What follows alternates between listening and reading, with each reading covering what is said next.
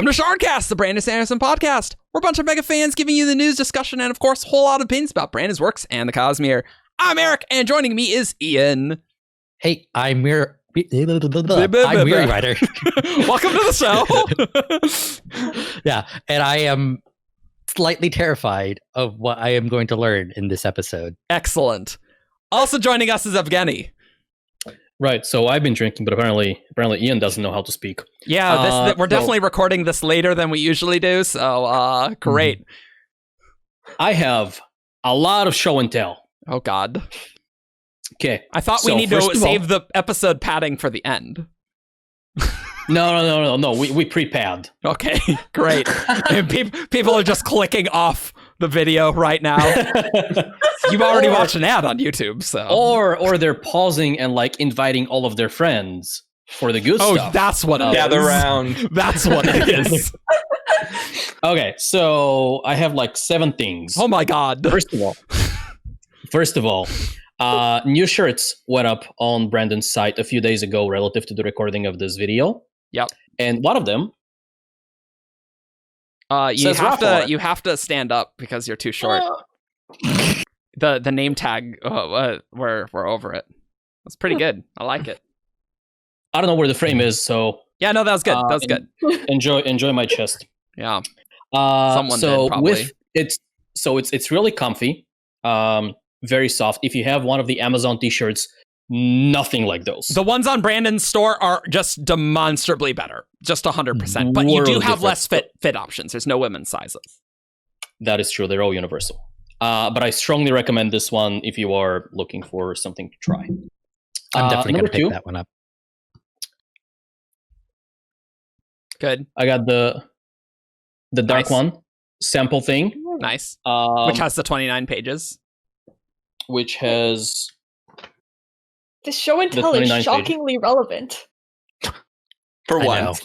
Yeah, I am a little surprised that the show and tell's actually news, but it's okay. I like when we're gonna have to go back to the intros. That'll be my favorite part. In limbo over here. Yeah, no one knows who we are except we have more guests. That's okay. I also got a bunch of stickers that you have all seen, so not gonna spend too much time on them. Love it. Pattern love omitting sticker. Yep. The most adorable Nightblood in the known universe. That's super cute. That is really cute. I really love those. A couple of M-bots. Everyone's seen M-bot. Yep. I like the M-bot that Paleo photoshopped to be McDonald's. It's like I'm McLovin it. McBot. Yeah. I love that. That lift is so cute. It is. I love it so much. So cute. I got V2 of the raffle card. It is shiny. Oh. You know, I don't know if I actually have a raffo card. I didn't get one when I met him either. Cause Brandon just is like, yeah, you're gonna ask some crap. Like you don't get a raffo card. You gotta know to ask. See, I ask questions and I design them so they don't have raffos. Just saying. No, that doesn't matter. You just go, hey, Brandon, you got raffle cards. Early on, one of the earliest signings I went to, he had like a pile left with him, and I was like, hey, can I have those? And I got like 20 cards, and I gave them to my friends. Why would you need 20 raffo cards? To give it to his friends. For your day-to-day. Yeah, for my friends. Look, I will just say, to Brandon's credit, raffoing people is incredible. Like, it is so much fun to raffo people. Like when I talk to Jess about my own writing and I just get to raffo. Like David, when I raffoed you several years ago, that was quality. I'm just like, well, raffo. And the last thing I got was this Christmas card. Yes. That is not in the store currently. Yeah. But it's great. Yeah, I have that one. Yeah. Brandon's Christmas cards are always so good. They're good. They're pretty good. They're pretty good. Yeah. Also joining us is Grace. Hello, I am Gator Girl, and I've been updated. So instead of storage caverns, I am now cloistered away in the Palaneum. Yep. In the Vale. I thought you were gonna say keep venture. Oh yeah. When are we gonna go back to the Vale? In the conclave of the Palaneum. I don't know if I used those 3 words correctly, to be honest, because I don't remember what the Vale was in particular. It was the outside room where they got to study with the books from. Oh, right. Yeah. And Palaneum was the building As Jess is fond of reminding me that there are weird symbols on the veil, and the Palanaeum has very mysterious origins. When are we gonna know about that, Brandon? Yeah, Book 10, maybe. Dawn Singerish, maybe. Yeah. Also joining us is Steve. Oh, hi. So it's cool. I've been hanging out with my friend Sil here. I'm Windrunner. Whoa, that's sweet. It's the Stormlight Archive tarot cards. You got one of the tarot cards? I am so jealous. Oh, I'm jealous too. I got them, and there's no more. And it's great. I know. I hate you so much. I know. Yeah, they are beautiful. They're really pretty. It was a limited sale. 200 of them. I believe it's the artist's name. Yeah. Yep. Shalash. So does that mean we're going to have an episode where you do live readings for the rest of us? Of course. I don't know anything about the tradition of tarot, but I'm willing to make things up on the spot. So I could come up with some comments. And they sold out while I was at work. I know. There's a very, very small, brief guide to tarot that comes with the cards that tells you like what each card is meant to resemble. Like, in fact, there are quizzes online where you can find out which character in the major arcana you are. So basically, David's an expert. Yeah. I read the pamphlet. Yeah. So I'm Chaos, and what we're going to do today, we're going to do a little bit of news, but we're going to talk about the Knights Radiant quiz, and we're going to go through it together. We're going to talk about all 10 order descriptions, and hopefully not have this be 3 episodes. It won't be, because we've done that before. No, it can't be. No more than 2. Yeah. No, it's not going to be 2. But I like how just literally days after our giant live stream was like, which order are we? Like literally the quiz comes out. I think it was like the Monday after. Yeah, it was. So you know what? We're going to do it now. Lots of people in our comments on those videos were like, Knights Radiant quiz. I'm like, I know, guys. So we're going to do that. We're each going to... Well, we've actually typed in our answers, and we're just going to click because you don't want to see us argue about... Yeah, whatever, man. We've slid our answers. Yeah, Some of us have already done it, and some of us have not. Yeah, I've done it twice before, but I feel I'm excited to see. So we'll talk about that in a sec. Let's talk about some news. So there's some new shirts, as Evgeni said. Last weekend there was a thing. There was like a virtual TourCon. And Brandon and Christopher Paolini had a lovely chat. They're so lovely together. That was a lot of fun. And really the main newsworthy thing is that Alcatraz 6's prose is totally done, and they're just doing the illustrations. So I'm not sure when it would actually come out. Brandon wasn't sure either, but like it could very well be this year. But the illustrations do take a while, so we don't really know. Maybe I'll probably read Alcatraz when it comes out. I do need to reread Alcatraz. Alcatraz, I'm actually pretty excited for this. Alcatraz is fun, but also like, in my opinion, in some ways darker than his YA. Yeah, I mean, it starts with Alcatraz being sacrificed to a cult of evil librarians. That's what the series opens with, and you do see that. The prologue actually starts with Alcatraz calling himself a selfish, contemptible fool. Yeah, or something like that. I was trying to explain Alcatraz to Jess, and she was like, this sounds completely insane. I'm like, yes, it is. And I was like saying the Smedry talents. Oh, man, they're really fun, guys. The thing about middle grade is it can get way darker than you would ever expect. Because like, oh, it's middle grade. It's for like middle schoolers, like young people. But like, there's some legit storylines in middle grade. So I'll have to reread them and see how those go. What else? I think that's most of the news, but we did kind of get a sort of word of Brandon, and because we are not getting signings anytime soon, and even if we do get signings, Brandon's changing how the signings work. So WoB episodes may be permanently dead. So we're gonna talk about a WoB, and I'll just go read it here. Well, probably not permanently, because we're still gonna get something from like Reddit every now and then, and eventually, that's true. We're gonna get enough to put together an episode. But I'm hoping he'll do more AMAs, like at least somewhat regularly, if he's gonna like totally chop off the That'd be nice. long signing lines, which are tough. But and I feel like that's going to be easier for like everyone involved, right?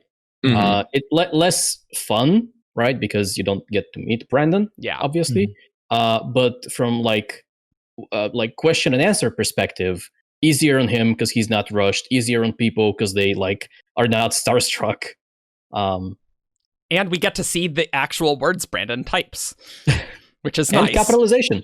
Yeah, but that doesn't mean anything on what Brandon does. Brandon doesn't know capitalization. No, he does not at all. He has his team fix all of his capitalization errors. That's what I would do if I were him. Yeah, I mean, why not?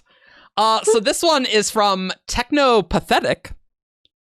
This seems to be a PM to Brandon, which they posted on the forums, and they said, "Hello, Brandon. Seeing as what is happening in the world, it got me wondering if there's a shard along the lines of anguish.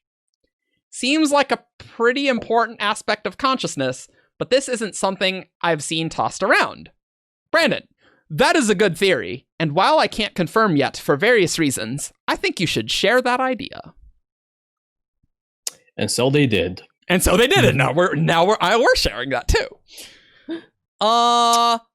I think this is a reasonable shardish name. Like, it's probably not exactly anguish, but it's something like it could exist. Yeah, like something like anguish, sorrow, grief, like something along those lines. Yeah. I think would be very interesting. Oh yeah, for sure.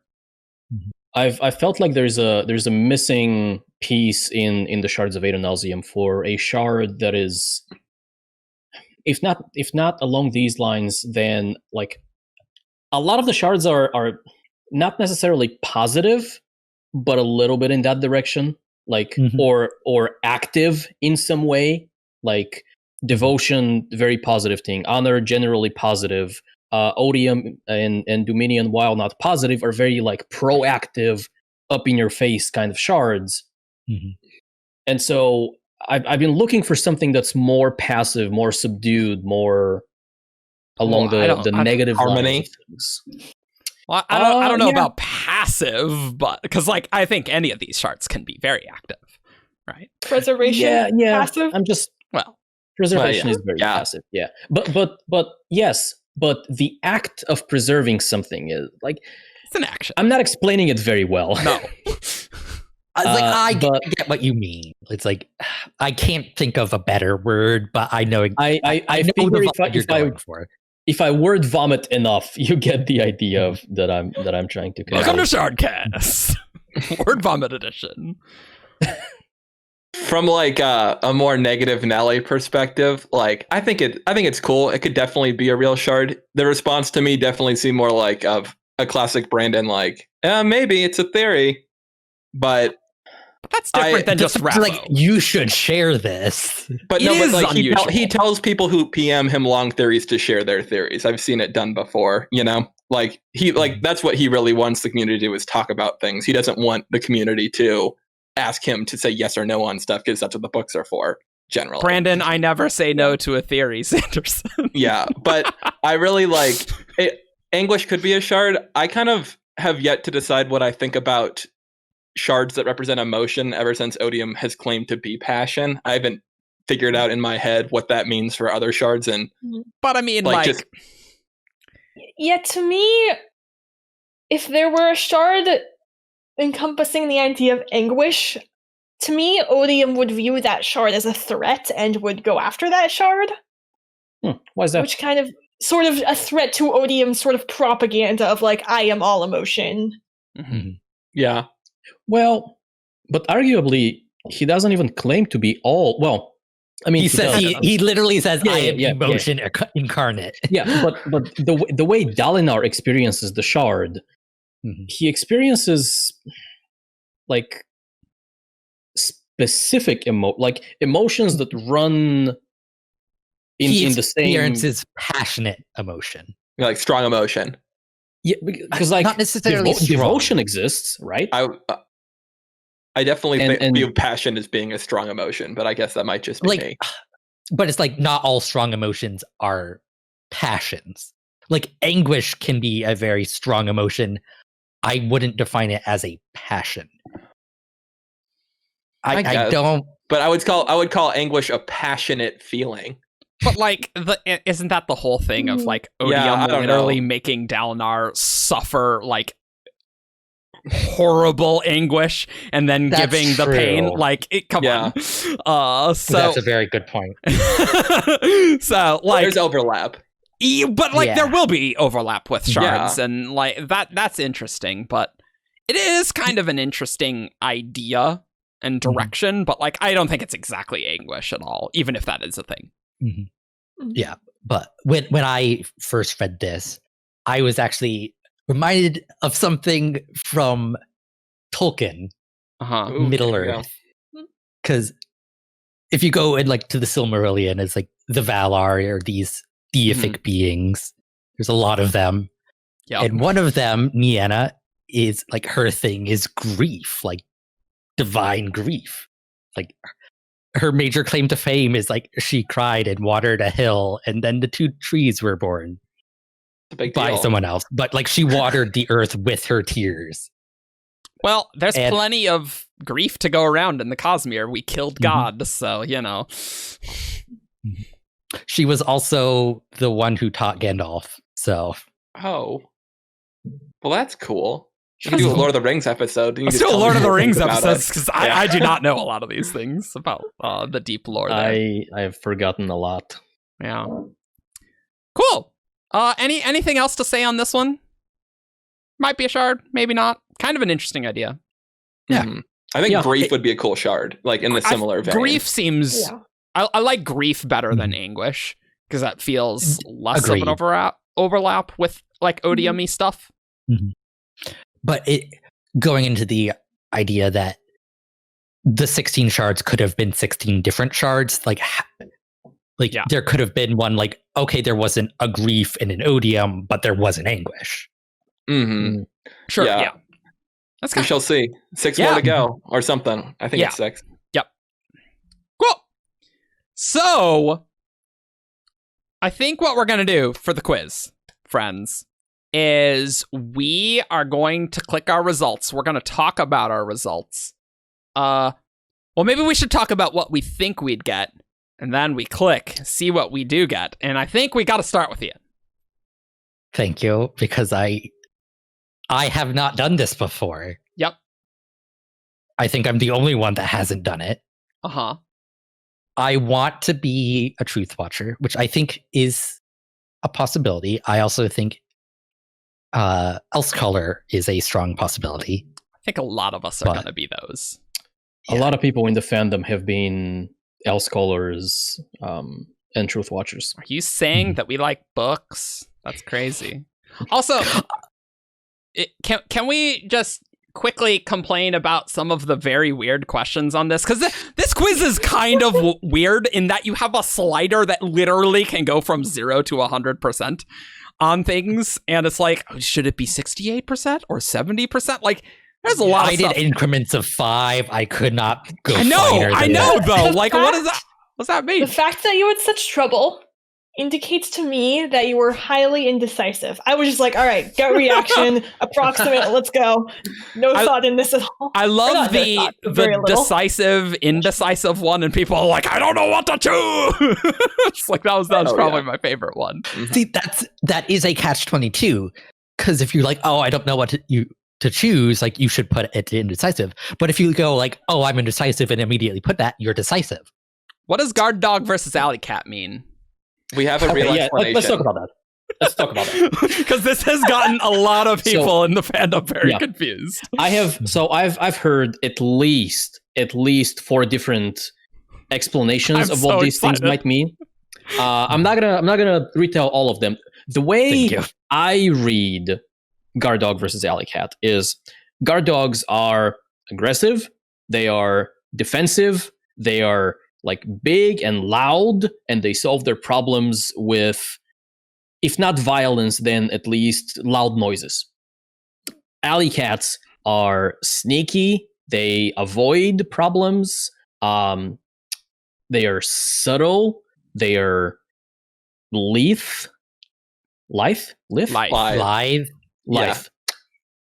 Leave. Hey man, been there though. Dukas. The downside of learning English from books is you don't get pronunciation. That is certainly true. Oh yeah. And other like agile-ish attributes. I thought we had like these are didn't the creator of the quiz explain what it meant, or was I wrong about that? Okay, I thought we had like an official. Oh, did we? Guard dog, you face problems head on. Alley cat, you avoid problems. Basically. Okay. See, I didn't know what this meant, but I went with my decisive gut reaction, went with Alley cat, and I was right. So there's no right now answer. that the explanation comes, I agree with what I chose. The only wrong answer in this is if you're okay with right clicks being disabled, because oh my goodness, why? Brandon's site managers, why would you do this? I guess because people were able to hack to see, it's like, oh, what answers do you need to get the specific order?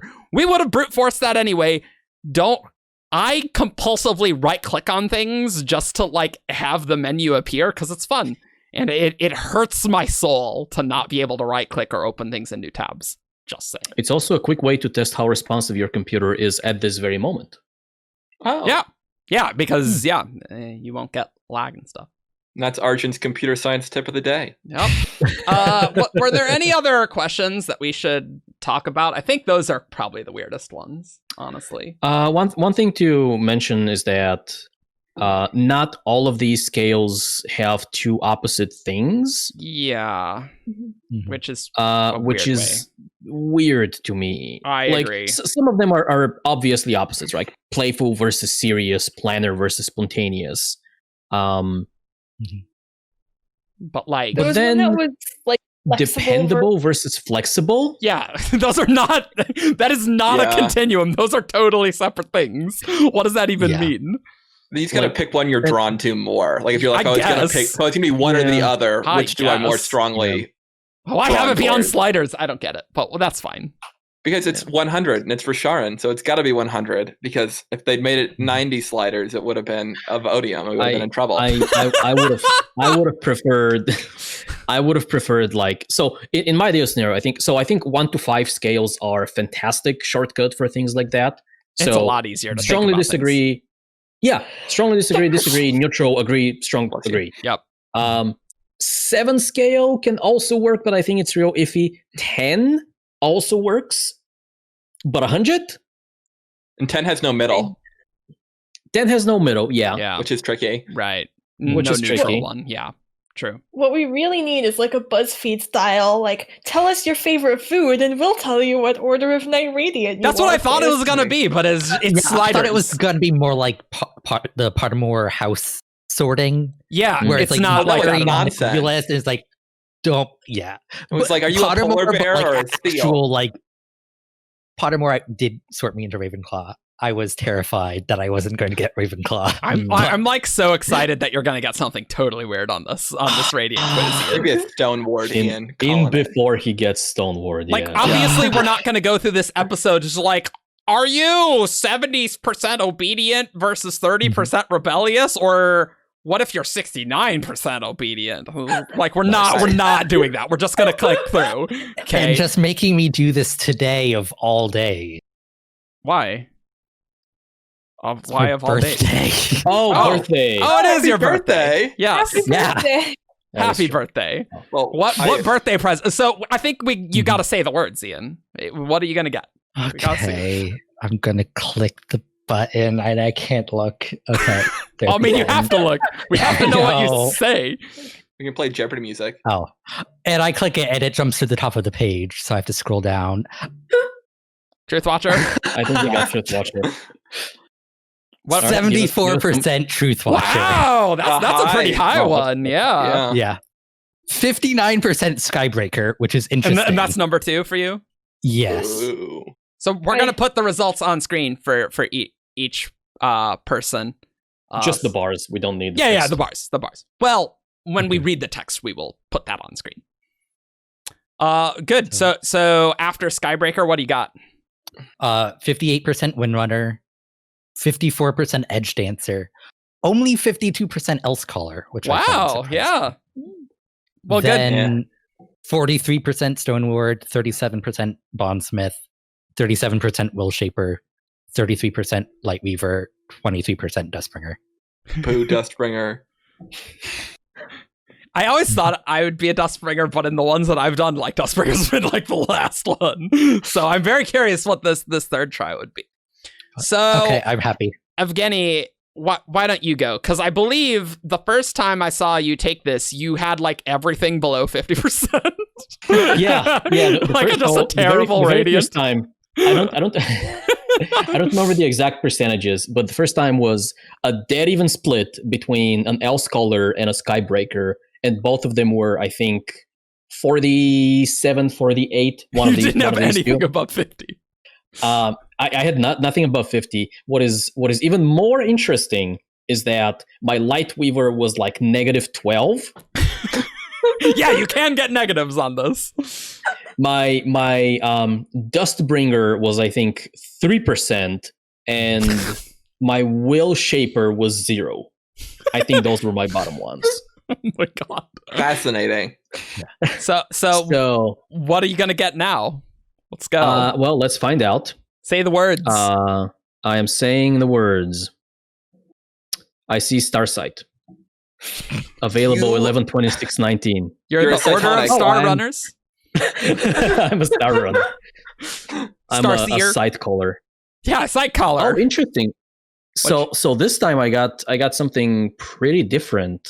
Ooh. Yeah, well, that's the problem with sliders, is that depending on how you feel during the day, you get different things. Yeah. So the very first time, one of the problems was I was smashing a lot of the sliders all the way to like 100. And so if you are too extreme on a lot of things, that makes you strongly incompatible with a lot of orders.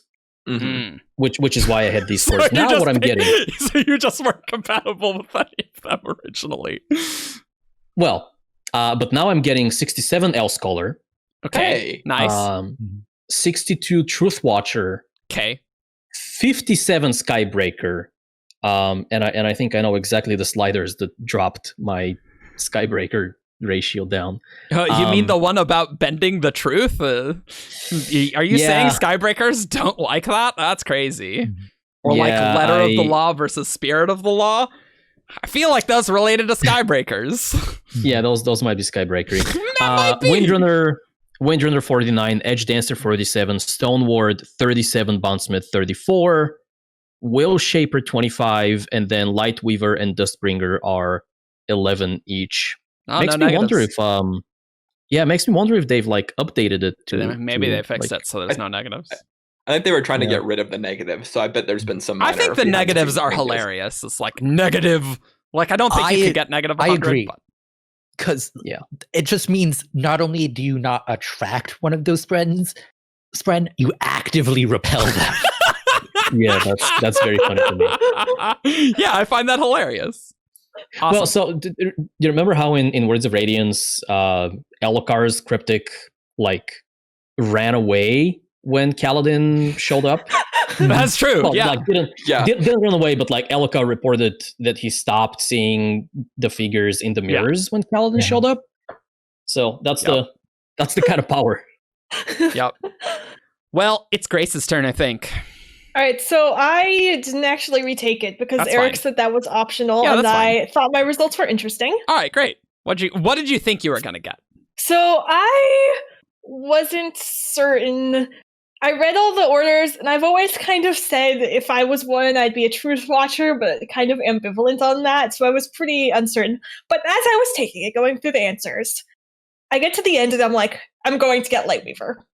Because of, I think, the two that made me realize that were Bending the Truth and Rogues over Paladins.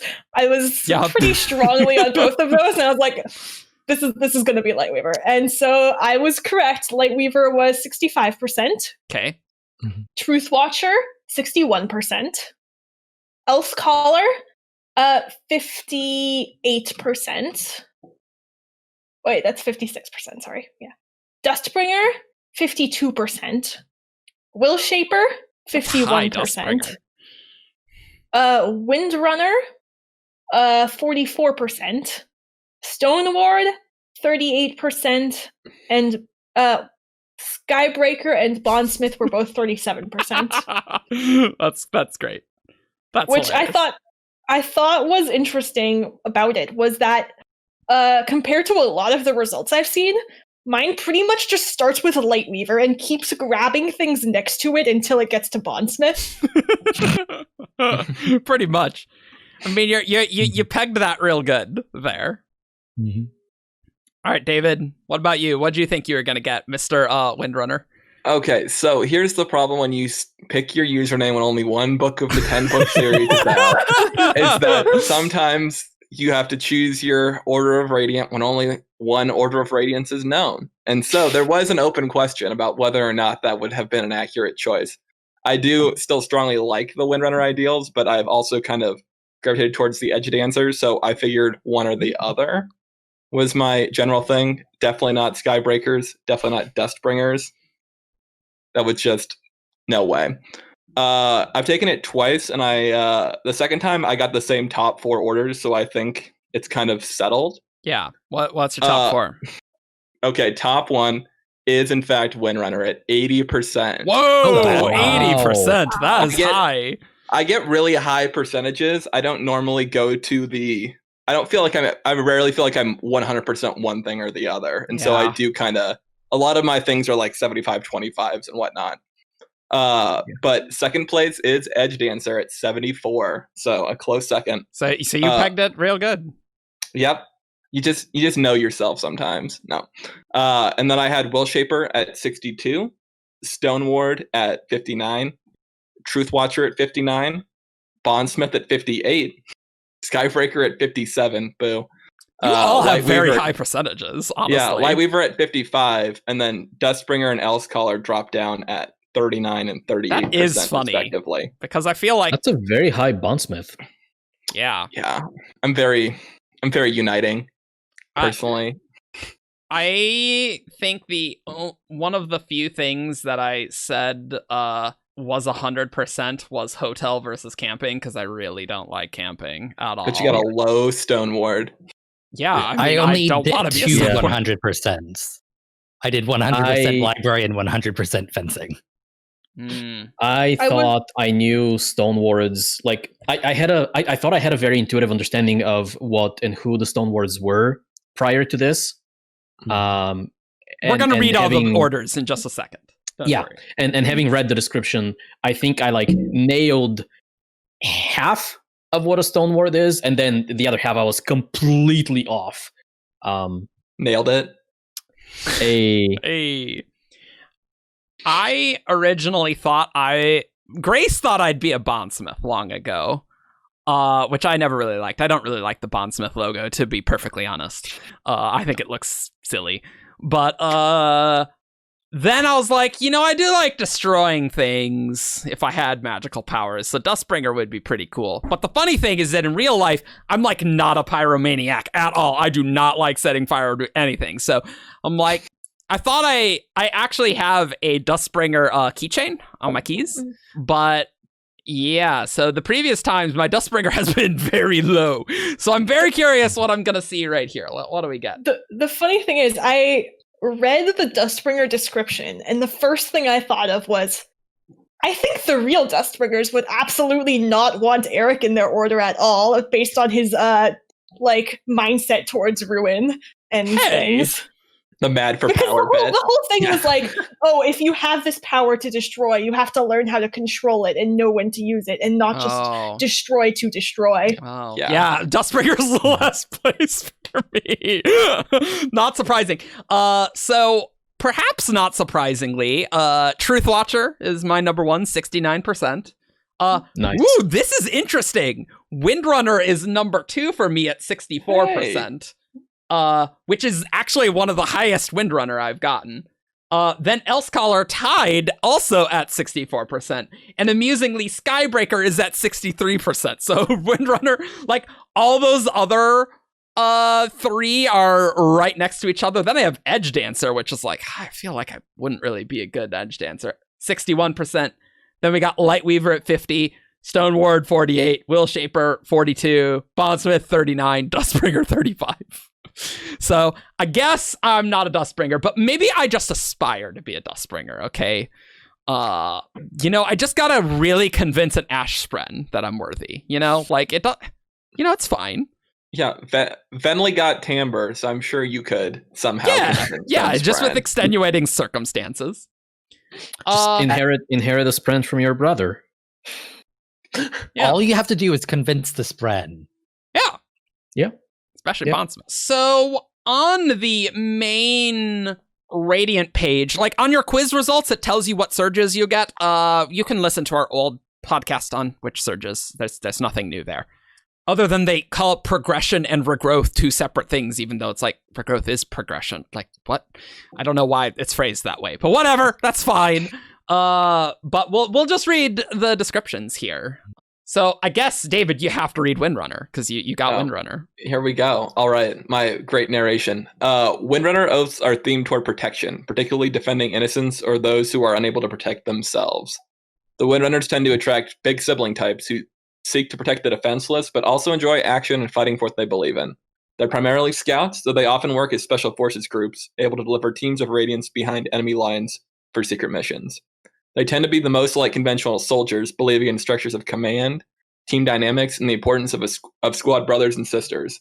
They often have larger numbers of squires on their orders and focus more than any other order on mastering their weapons. And also on these, they have like little taglines that are like summarizing their oaths, and Windrunner is "I will protect," which I like. West. Yeah, I know, right? I don't really think any of this is particularly like that's exactly what I would expect for this. Yeah. I think we already knew all of that. Does that fit with you, David? On this, I think generally I am an older sibling. I'm not like a person who would martially be protecting anybody, but I can't. But other than that, like I think it is like a pretty good, I like the oaths. I like their general attitude towards honor and whatnot. They're not the Skybreakers. That's a huge plus. I'm surprised I got Windrunner so high because that is like not me at all. But I had a high Skybreaker. I can take that. Let's do Sky. Yeah, why don't you do Sky? So the Skybreakers' motto is "I will seek justice." And their oaths are themed towards justice, fighting for causes and enforcing social rules. They generally reinforce the importance of moral codes, legal structures, and similar boundaries that protect civilization. The Skybreakers were the enforcers of the Knights Radiant, often tasked with keeping the peace, policing the other orders, and making certain that dangerous or dark forces in the world were contained. This sometimes gave them a bad reputation among the more free-thinking orders of knights, but the Skybreakers, at their best, were not merciless. They were the ones who believed that nobody, not even the Radiant, should be above being questioned. They were the ones that did the sometimes tough job of making certain that the orders didn't abuse their power to become tyrants, as the Skybreakers saw that those with power could easily oppress those who had none. They tend to attract those who believe in the importance of legal code, those who have strong moral codes of their own, and those who think the best defense against anarchy are things like patriotism, moral fiber, and rules to govern behavior. Note that the current incarnation, led by the Herald Nail, in his madness, is more rigid than the ancient order, which understood that the law was not perfect, but instead represented an ideal to try to reach over time. Anyone believing in finding true justice, in defending the innocent, and in punishing the guilty would be welcome in the order. Makes sense. And it just reminds me on one of his recent streams, Brandon confirmed that the pirate code would be a viable option for a Skybreaker to swear to. And I'm like, yep. All right. I love that. That is pretty cool. That's where Seth is heading. I can see why I would be more Skybreakery than I would have expected, because that was the thing that I learned in this quiz. It's like, I guess I am kind of more Skybreakery. I don't really feel like I have a strong moral code, but I believe in rules. Rules are important. Rules, structure, rigidity. Yep. Policing others. Yep. We say being the 5 staff members. Yeah, right. In the fan community. I do like that it has to specifically mention, no, Nail is crazy. Like, we have to get that in. It's like, no, they're not all. Skybreakers not murdering people who shoplift. Or not killing people who shoplift. So basically, Skybreakers would murder me if I was a Dustbringer and was abusing my power. That's what this is saying. Yes. Yeah, absolutely. But like that's good. There needs to be a Radiant Order to be like, oh hey, their internal affairs. Yeah, more or less. And the police and the FBI. Well, I guess not the. Well, a little bit the FBI. I can't imagine why Skybreakers and Lightweavers wouldn't get along. That's crazy. Oh boy. It's like, ooh, those two or not Windrunners. Oh yeah, right, exactly. Yeah, I do want to know what dangerous or dark forces they were keeping contained. That's an intriguing little line.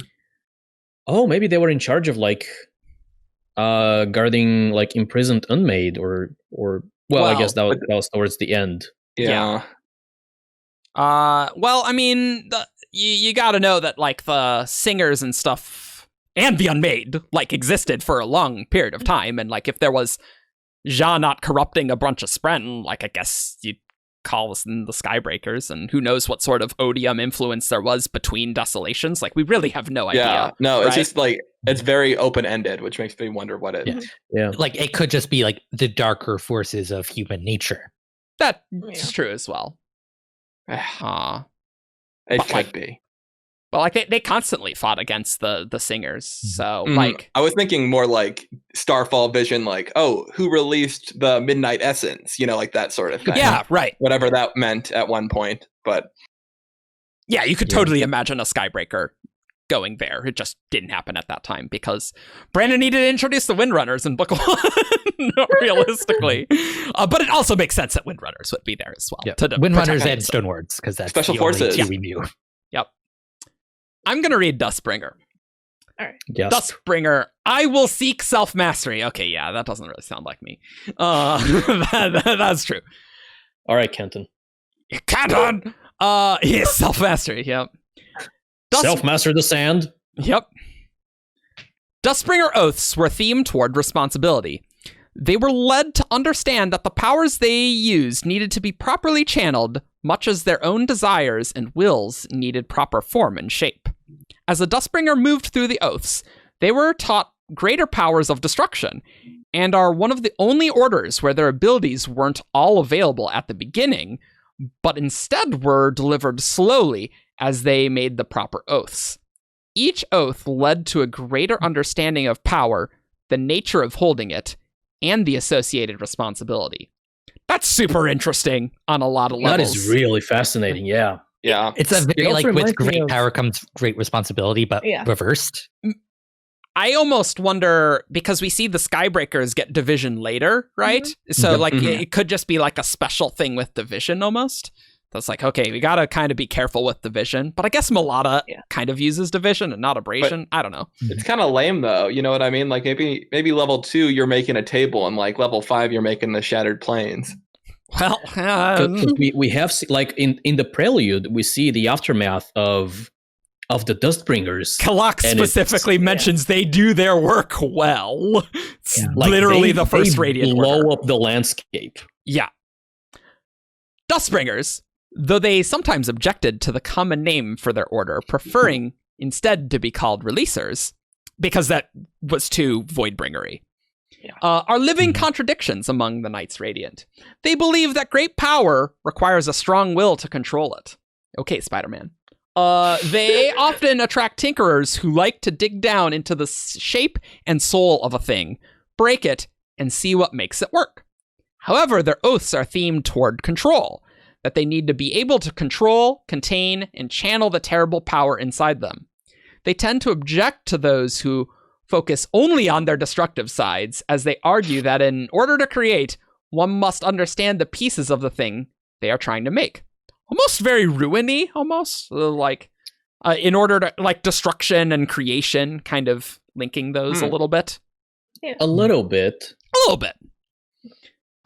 They don't see themselves as being about destruction, though their powers are the most destructive of any order of Knights Radiant. They instead see their nature as being about control, precision, and understanding. In the Knights Radiant, they tend to act as the equivalent of artillery in a modern army. If you want a large swath of land destroyed or burned, you call in the Dustbringers. However, they were also often used as sappers, engineers, and strategists. They attract anyone who likes to take things apart, who likes to know how things work. They also attract those who are a little foolhardy at times, brave soldiers who see themselves as containing and controlling terrible destruction so it won't get out of hand and hurt innocents. It's a super interesting order. Yeah. Was I the highest Dustbringer percentage here? I think you were like 50-ish, right? I was surprised reading this how drawn I was to this order, and I think the main reason it wasn't higher was because I am not like, I didn't put that I was like bold. I put that I was more like of a cautious person whenever those types of questions came up. That makes sense. But in terms of the idea of they're more about taking things apart in order to learn how they work and putting them back together, and you have to control this power and use it in the right way. Those were all ideas where I was very drawn to, and I would not have been upset at all if I'd gotten them. I can definitely see you as a Dustbringer, Grace. I am very drawn to the archetype of the person who is like containing a great power or something greatly dangerous at like their personal cost. Yeah, there are several fantasy series where people like trap dark entities or demons like inside them, and like they live. Dresden, is that what you're thinking? Because that was what I was immediately thinking. It's like Harry does that all the time. That's one thing, right? Like the demon hunters from the Warcraft universe, right? And like I find this so fascinating and so interesting. I love it so much. Mm-hmm. I like that they're engineers as well. Like that's a really cool thing as well, because they're almost, in some respects, more scholarly than I would expect in a way. Because you usually think like the Truthwatchers and the Elsecallers are more the scholarly orders, and I guess Lightweavers too, in some respect. But like Dustbringers, they're probably not as much reading the books, but they are probably building things, or like they could be building weapons. And they're like more like the Socratic method of like the examined life and all of that stuff, rather than the book learning. Yeah, right. Yes, ooh, I bet book smart versus street smart. That's. Probably you got to go a little more on the streets for these ones. And also like the stereotypical like engineer versus scientist, right? I'm reading this. I'm like, I'm not a Dustbringer. This is not me at all. And the quizzes do correspond with that, but I can still like the powers. There are definitely aspects of this that I identify with, which makes it interesting that this is my lowest one. Yeah. 2 questions before we move on to Edgedancers, which I assume Windrunner is gonna want to read. I can. Is Spider-Man a Dustbringer? Yes, I would say yes. Well, great responsibility, tinkerer, engineer. Yeah, but you could also see him like protecting innocence and stuff. So like, I think there's an argument that you could say for like. You could probably get Windrunner, Skybreaker, or Dustbringer for Spider-Man, to be honest. Or Edgedancer, really. Or like, Edgedancer, Spider-Man could fit with several. I was reading The Dragon Reborn when this quiz came out, and I read this like right after when Matt was trying to figure out how the fireworks worked, and so that was the immediate connection I made. Yeah. Oh, I thought you were gonna go with Rand is a total Dustbringer because... obviously, you're not reading Rand's story at all, which is baffling. Well, I still was at that point. But like, he's all about. Rand is barely in Dragon Reborn. Like he has 2 chapters. Oh yeah. So funny. I liked that one so much. So anyway, that's Wheel of Time. Question number 2: Navani for Dustbringer 2020. Yeah. Engineer. Yeah. I can see it. Yeah, I can see that. I don't know. I get much less of like the whole containing great power thing from her. Yeah. Is what I would say. That half is much less there. Navani is a bit more of the discovery. Definitely Tinkerer. Navani feels more like Shashara in this case, where it's like, I created something, I'm gonna tell everyone, you know? Like kind of that aspect of Shashara, one of the 5 scholars. She seems more like that rather than like, ooh, I've discovered dark secret and I must keep it to myself. Like, that's not Navani. But like, I could sort of see that.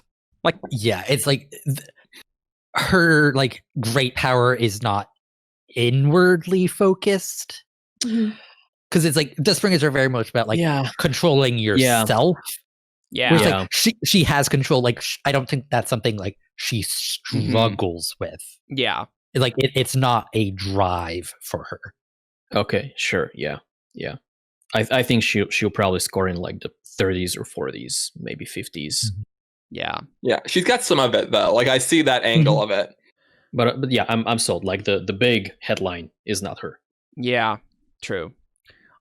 Grace, I don't think you've read one, so I think you probably should, right? And then we'll do Grace, then Ian, right? And that's what I was going to suggest. So. Yeah. So I was Grace, trying to line up the Truthwatcher with Ian. Yeah. So I think Grace, you got to read Edgedancer. All right, Edgedancer. I will remember. Edgedancer oaths are themed around remembering the ordinary people of the world, those who aren't powerful generals or radiants. Too often, the actions of powerful have terrible effects on the people with no voice, and the Edgedancers consider it their solemn duty to remember that the people are the ones they truly serve. The Edgedancers are known as being caring and graceful. Among the Knights Radiant, they see it as their duty to care for the people, and are often less interested in war than they are about trying to improve the daily lives of the common folk. Often, a mid-sized town would have an Edgedancer or 2 on permanent assignment, where they'd use regrowth to provide healing and would work for the common good of the town. Edgedancers tend to be among the most religious of Radiants, and are the order where you're most likely to find former religious leaders who end up bonding a spren.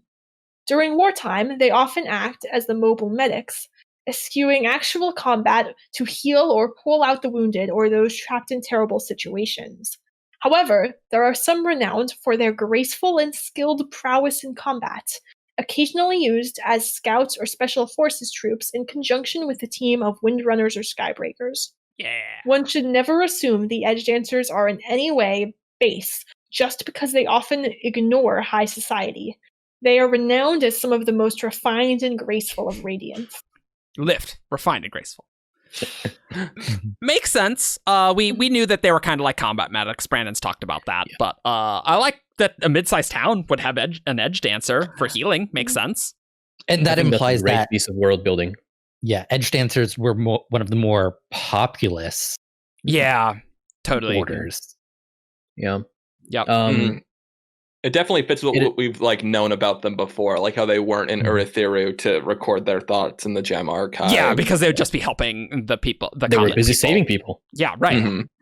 Which during the False Desolation makes sense. It is really interesting to me that ex-religious leaders often would retire to the Edgedancers, because that is interesting. It doesn't say retire. It's like when they bond a spren, they would be Edgedancers. Okay, sure, fair. But like they would still go, and what is interesting to me is less that they would go there and more that such people existed, because religion on Roshar right now, we don't know how it was back then, but right now is very kind of centered on things that are either not divine, such as the heralds, or things that are nearly divine but are dead, such as honor. And so it is I'm very curious about how religion worked back in the pre-Recreance days. Yeah, me too. Yeah. That's super interesting. The thing that I kind of twigged on was that, like, former religious leaders, like, why wouldn't they still be religious leaders? Yeah, I don't really know about that. I kind of assume like more what it, like, at least my read of it was more what they're saying is, if you're just this Ardent who's doing, probably good work, but just like the work that could be done by any Ardent, if you become an Edgedancer, that's probably your main primary thing. Like, you're not primarily a religious leader. You're primarily a guy who's healing people. I've got a higher calling now. If the Pope became an Edgedancer, would he really stop being the Pope? Well, we don't really know how the Radiants fit into, pre-Recreant's power structures even. Like, would something like someone trying to make a Bondsmith their High King be even considered back then? Or they'd be like, you resign your title as king. That seems unlikely because they probably want to if your king became a Radiant, you'd probably want to keep them your king. But was Noadon a Surgebinder himself? He was in the weird vision Dalinar had. We haven't had the weird one. Yeah, an explicit Nohadon was anything. But he sort of inspired the ideals of the Radiants almost. So I think it's very possible he could be. I believe him to have been a Bondsmith, but that's just my belief. That probably seems pretty reasonable. I think that's a pretty popular theory. Yeah. At least. I forgot what surge binding he did in that weird vision. I should reread that. He slid down a weird tapestry thing. I don't know what that was. Yeah. Yeah, has Bondsmiths too. Makes sense for him to be what Dalinar is. Yeah. Yeah. There's a lot of parallel. But also, who the hell knows with this vision, right? Because it's that is such a weird thing. Yeah. That's Brandon foreshadowing some weird stuff several books from now. I'm convinced of that. Honestly. I don't know what crap's going there. The subject of what religion looked like on ancient Roshar is interesting because honor and cultivation theoretically were much more active at that point. Yeah, seriously. But also people worship, religion is a very fundamental part of human experience, going back. They do seem to worship the heralds, even in those old visions, the heraldic epochs. Maybe less mystery because they knew they were real. Yeah, but I think Dalinar does explicitly challenge Kadash at one point though, and go, what did they believe before all this? And Kadash doesn't actually have an answer for him. That's super interesting. We gotta get some deep flashbacks. Yeah. To some extent, knowing about the heralds maybe made them more looked up to, because instead of just being mythological, it's, oh hey, these 10 humans are in hell right now getting tortured so that we don't have to fight a war. Ooh, because if you imagine in our world, if we knew for a fact that the archangels of Christianity dropped down to earth every several decades towards the end and fought, that would definitely shift how you feel about a lot of things. That's very interesting. Really, all we know is that there was some dude named Vorin. No, we don't know. Oh my god. Who's Vorin? Where did it come from? Who lived in Zero at 11? What happened 1170 years ago? Yeah, there aren't a lot of named religions aside from Vorinism either. What is the Makabaki religion? There's the Yesperists. Which is, do you remember that? Yes, Yesperists? I remember that word. I don't remember what it is. Because we have no idea what they are. I presume we'll get it out west, and if all of those societies aren't completely broken when we see them. There are no cultivation religions, but whatever. No, there are cultivation religions. Not big ones though. Which one? Aside from the fact that it's stated, there's none shown. Yasna says that cultivation is worshipped in the West. Yeah, I would expect not among the Makabaki and their people. Not among Eyrie. Okay, Shinovar potentially, yeah. Did she say worshipped or remembered? I think she says revered. Maybe. Yeah. Maybe. And they know cultivation in the East too. Shalon's mother cultivation. It's kind of it's in there Mother Earth kind of, but it's not part of their religion. Yeah, no, I don't think so. Yeah. That's interesting. More of a cultural thing, I guess. Man, I want to see Nohadon time stuff. We got the Silver Kingdoms map. We don't know jack about the Silver Kingdoms realistically. Yeah. When are we ever going to learn about the kingdoms those before? Eyeliz and Tarma were two names. Yes. Dalinar had never heard of them. They'll likely That's what I'm referring to. That's what I want to know. Well, presumably there were several. There were like before the Radiance, like society would be totally broken, and like the kingdoms would always have like changed names because they'd be maybe similar ethnicities and stuff, but like none of the governance would be the same because that would have all been dead. I don't know. It's the thing you just said. Something. Those names did not sound familiar to me, so just I'm not 100%. No. It's from Way of Kings. Those are Way of Kings. I just wanted to be like, okay, did you accidentally say something in rhythm before? Because those names mean nothing to me. Oh no! I wrote these. Careful. I wrote these Coppermind articles. They're basically copy pastes of each other because we know just as little about each of them. But yeah, there's Eyeliz, which is Eiliz. Yeah, I bet you forgot about that because probably everyone did.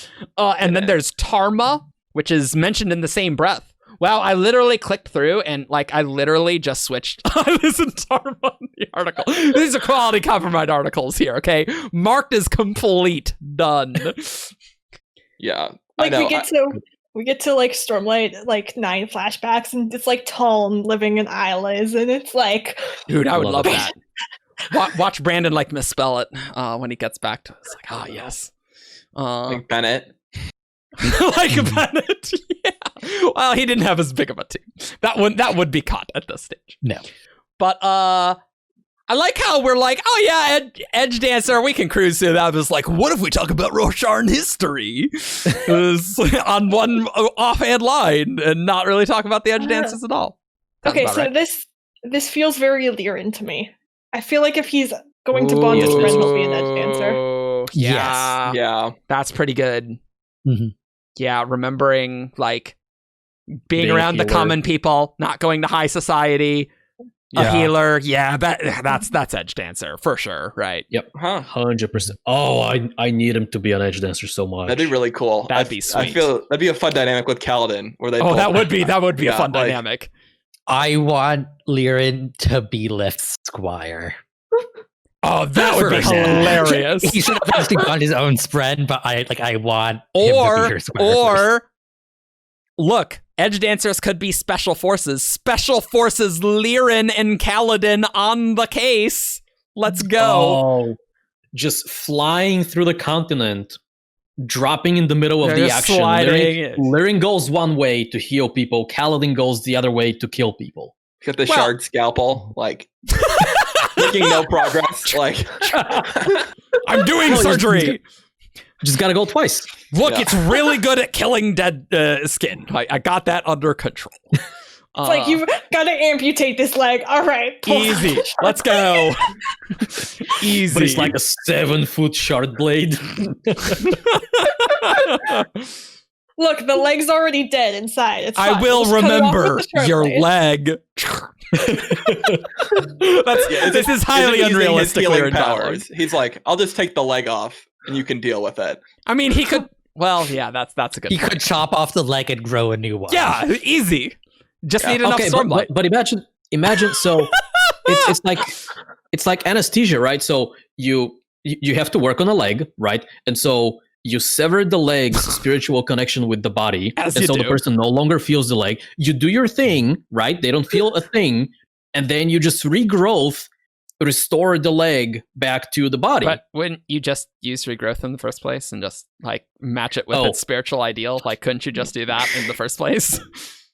Oh yeah, that's probably more straightforward. Yeah, maybe we're a traditionalist, and he's like, "There's a right way to do this." I want to imagine that there's just like this crazy surgeon Edgedancer who's just like, nah, guys, I got this, and other Edgedancer like Skybreakers have to come in and like, you're being really unethical about your oaths, and we need to kill you, actually, because you're just being really mean to people. With the shard chainsaw. Jeez.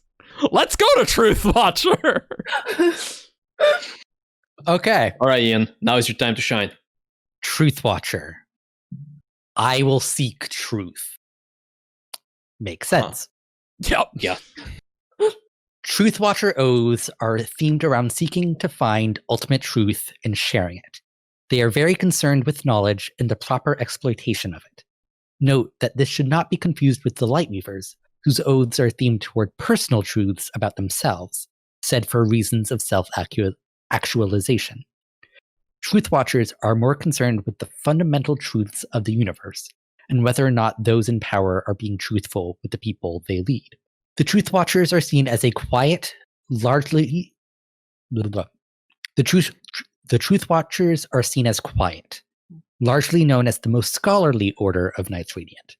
They tend to attract scientists primarily, but also scholars or thinkers of all types. This extends to some who might not normally be known as scholarly, but instead as someone who often consumed by their own thoughts. In general, they tend to be reserved, particularly in person, though a small minority of Truthwatchers are greatly concerned with the actions of the powerful and might be likened to investigative reporters. These make their opinions known loudly and forcefully, particularly if they think someone in power is abusing that power or lying about fundamental truths. Note that, as with all Knights Radiant, there is great disagreement within the Order about what is the truth. However, Truthwatchers tend to approach these discussions with enthusiasm, even if they generally prefer to write their opinions rather than speak them. Among the Knights Radiant, the Truthwatchers tend to be those who hold the knowledge and secrets of surge binding, and are the ones to discover many of the newer advances in things like fabrial technology. Sick. What? What do you mean? Truthwatchers are awesome. Yeah, The secrets of surge binding? Yeah, what could go wrong? Other than destroying Ashen, other than that, you know. But I mean, they seem like a very like nice, chill, agreeable bunch. I think there's some sneakiness to them. Oh, like, yeah. I think they would 100% give that vibe, but they would be cognizant of enough of like that could be taken advantage of, almost, and there would be some savvy people in there. I think I like the dichotomy between the Truthwatchers and Lightweavers because they're both using illumination, and it kind of goes with what we were talking about with like, oh, the Truthwatchers are like revealing truth, and like we don't really know how the Truthwatchers specifically use their light weaving, right? But didn't it say illumination in the abilities? Oh, it does. It totally does. Illusions. I thought it said something about illusions. But. Yeah, but like it does. It's just interesting that the Lightweavers are more like about personal truths, and Truthwatchers are more like universal truths in that sense, and I find that very interesting. I think one of the reasons I got higher Lightweaver, than Truthwatcher is because there's a part of me, the Lightweaver part, bristles a little bit at the constant use of fundamental truth and the idea that there is one. Whereas me, it's like, I genuinely believe there is like absolute truth in the universe. Well, yeah, that's called math. Just saying. Can't argue with that. So I guess that'd be a Truthwatcher, I guess. Cryptics. Yeah, it is weird how cryptics are the Lightweavers, friend. Just saying. The description talked about like scientists and tinkerers being attracted to the Truthwatchers, but I got like super strong philosopher vibes out of that. Oh yeah. I would definitely say that would qualify for sure. I'd say so. Yeah, the whole secrets of surge binding thing, I still am like, I guess I kind of view them as a pull to the Bondsmiths. Like, I feel like there probably is something important there. Yeah, that's true. I don't know why they in particular would be more likely to be in on fabrial tech or in on knowledge of surge binding when the Bondsmiths are like the guys that have to, and gals that have to do with bonds, and then they help bond. But yeah, I think to me, I kind of feel like the Truthwatchers just care more. Like, the Bondsmiths, to me, almost have a vibe of like, well, it works, don't question it too much. But the Truthwatchers are like, no, we have to know why. We have to dig into this. They're definitely the people in the fandom who's like, but what if we analyze how investiture works completely. It's like they're Truthwatchers, or maybe Elsecallers. We'll read them in a sec. Yeah, it's like the Bondsmiths, like they have the abilities to affect bonds, and like they're like big picture almost like, but Truthwatchers are like, okay, but why are things like this way? It's like they examine things more almost, if that makes sense. Mm-hmm. So you think maybe Bondsmiths have like a more innate understanding, like more intuitive understanding of like spiritual stuff? Well, almost, yeah. More... I could see that. Like, it wasn't like Dalinar was super consciously like knowing what he was doing when he opened the perpendicularity. He was just like, I'm going to clap my hands together and we're going to make a perpendicularity. And I'm sure Truthwatcher would be like, what's up? What's happening? How are we doing this? Example from the quiz, Bondsmith would be, if it ain't broke, don't fix it. Whereas Truthwatchers would be whatever the phrasing for the opposite side of that would be. Maybe. That was like take things apart. Yeah. Yeah. Break things down to understand how they work. Yeah. And like, it's surprising. Like, I leaned more towards the if it ain't broke, don't fix it. Very, very slightly. I think I did like 55% on that. I thought Bondsmith was more spiritual, but that's not actually said in its description, I guess. There could also be like pious vibes. Pious implies. Yeah. Spiritual. Yeah. Why don't we continue? Lightweaver. I will speak my truth. Lightweaver oaths are an oddity, perhaps because their spren tend to be the oddest among all Radiant spren. Instead of speaking specific words, or even words along a certain theme, Lightweavers speak truths about themselves, things they must admit to themselves in order to progress as people. It is theorized that because Lightweavers live on the line between reality and fiction, it is important for them to be able to separate the real from the lie, and only with the proper ability to do so can they move forward. Lightweavers are the Radiants most interested in the arts, including all kinds of visual arts and theater. They range widely in personality, from the quiet and introspective painter to the outgoing and gregarious stage performer, with everything in between.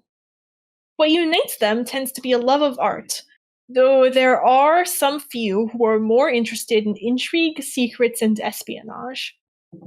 They are the spies of the Night's Radiant, and are often untrusted by others, such as the stoic Skybreakers, What? No way. for their love of subterfuge. They have a reputation for having looser morals than other orders, but the Lightweavers are quick to point out that their personal values are strong. They just don't feel the need to match what other more hardline orders tend to require. They can be vague with oaths, and many say there is far more cultivation in them than honor. Others dispute this, saying that all orders have an equal mix, despite some spren naming themselves honor spren. Lightweavers tend to be free spirits, and many among their order see the importance of entertainment, beauty, and art in a person's life, and strive to make sure that the world doesn't just live through the desolations, because mere survival isn't enough unless there is something to live for. I like that. Yeah. It's like, I just like going back to the Truthwatchers again, because I feel like there's a lot of interesting parallels between the two. It's like absolutely the difference between the mottos of like, I will speak my truth versus I will seek truth. Yep. Because it's like externally focused versus internally focused. External versus internal, yeah. Yep, 100%. Yeah. Or pushing versus pulling, if you prefer. Okay, yeah, that doesn't work that well. No. The thing that has always kind of like thrown me about identifying as a Lightweaver is don't really consider myself an artist. Yeah. But I do spend like a lot of time on TV tropes, and I love like breaking down the tropes in fiction and movies and TV shows, so maybe that like kind of counts. Yeah, I mean, like your art is Coppermind articles. Yeah, that's and also there's go ahead. There are a few who are more interested in intrigue, secrets, and espionage. So it's like you don't have to be an artist to be a Lightweaver. Yeah. It is kind of interesting though, because it does seem like I don't mentally associate artists with spies, and I know they have that thematic like truth connection, but it is kind of an interesting dichotomy there. It's not something I ever really think I've thought about, but I do think artists and spies are very similar in my mind. Yeah, it's like playing with the truth, like what. Well, that's why it's playing with someone's perceptions. I guess. I did enjoy the line in the description about like writing the line between truth and fiction. I thought that plus the self-discovery aspect of it were like really interesting cores to what the Skybreaker, the Lightweavers are. Not Skybreaker. I like the part at the end because in the in-world words of Radiance, they were like saying the Lightweavers were like spiritual sustenance. You know, like not just surviving the desolations, but you know, you want to have something to live for, and like that sort of sustenance. So makes sense, really. Yeah, and it's not just survival, but life. Oh. Interesting. And making sure not to fall for your own con, which is kind of what happens to Vale and Shalon and Dustbringer. Yeah, it's like, what? The line between reality and fiction? I've never seen this in a Lightweaver before. But I'm really looking forward to seeing more Lightweavers in the future, like ones that are not as focused on drawing. Like I want to see like somebody who's a stage performer of some kind. Yeah, that'd be sweet. Be a Lightweaver. That'd be fantastic. Or like a sculptor, right? Yep. Like maybe they like exhale the light and like quickly sculpt the illusion that they want. Like the conductor. Oh, sorry, Ian. Oh, conductor would be very cool. But and tangentially related to that, like going to theater, not a stage performer, but like the technical crew. Like because I was on tech crew in high school. So like tech crew represent. The lighting and stuff, right? It was like that sort of things. Yeah. Without a good tech crew, it doesn't matter how good the actors are. Oh, 100%. You got to have that good lighting, you know? It's important stuff. I will say do not consider myself an artist, but there is a plausible like soul forgery universe where I ended up very into like theater and tech, I think. So it's neat. I think it's like a plausible route if my life had gone differently. All right, I think we got to have Evgeni do Elsecaller. I will do the Elsecallers. I'm sure. Thank you. Elsecallers. I will reach my potential is a phrase that has spoken to me for many, many years, and I so you're a total Elsecaller. Relate to. Oh no, like I feel this in my heart. Yeah, I know. And this is not even humor. Elsecallers oaths are like those of the Lightweavers or Skybreakers, themed toward the individual. In this case, the theme is progress, becoming better with each oath, seeking to explore their true potential and reach it. Because of this, the order is open to many different types, as long as they want to improve themselves. Thoughtful, careful, and cautious, the Elsecallers are generally regarded as the wisest of the Radiants. They seek self-improvement and personal betterment in their lives, but aren't limited to one specific theme or set of ideals. This makes them one of the most open and welcoming of orders, though they do tend to attract those who are less flamboyant. So that flamboyant slider. The Elsecallers question, I guess. Wow! I wonder what that meant. I wonder. They have their share of scholars and often a large number of theologians, but also attract those who are interested in leadership. They are good at encouraging others, but some are known to set their sights upon the things they want and then seize them. In the Knights Radiant, they tend to be among the best tacticians and are logistical geniuses, aided in part by their ability to create food and water for armies, but also their ability to move in and out of Shadesmar. Elsecallers are sweet. Oh, and advocating for genocide. Don't forget about that. They're really into Very that. good. Look, okay. All right. Let's address the elephant in the room. Okay. We don't have an elephant in any of our rooms. I have a shark, though. I agree with her. I mean, I didn't think that's where you were going with it, but okay. You defending Yasna? That's totally out of character for you. Okay, look, so you're fighting an enemy, and it's an enemy that keeps coming back at a resource cost. The resource cost is bodies. But you could say bodies, or you could say distinct individuals with lives, hopes, and dreams. But continue. 6 of one, half a dozen of the other. Can I just interrupt a second? And I like that the Elsecaller and the Windrunner are really having a strenuous disagreement on this. And I find this absolutely hilarious because this is literally exactly what happened in Oathbringer. Yeah. I find this absolutely hilarious. We're just going to start acting out the books here in a little bit. But I will concede that genocide is bad. Okay. Oh, I'm glad. Thank you. That's all I was hoping for. Yeah. Would you say that's a fundamental truth here? I will meet you there. Okay. Am I supposed to be like distractedly sketching a like shirtless David picture right now? Sure, why not? Yeah. If you're into that, sure. But also like if the decision is between losing the war and therefore your lives and making the other side lose their lives, like, it's a hard choice, but it's also an obvious one. It's a very destination before journey mindset, I have to say. You're not wrong. Well, I think we know what that slider's doing. Elsecallers versus Windrunner. But also life before death. Like, you gotta balance those. Yeah, sure. True. I do think that this order is like almost certainly one that has flexible ideals based on that description. Oh, it makes sense, the same right? for Yeah. each. Yeah. 100%.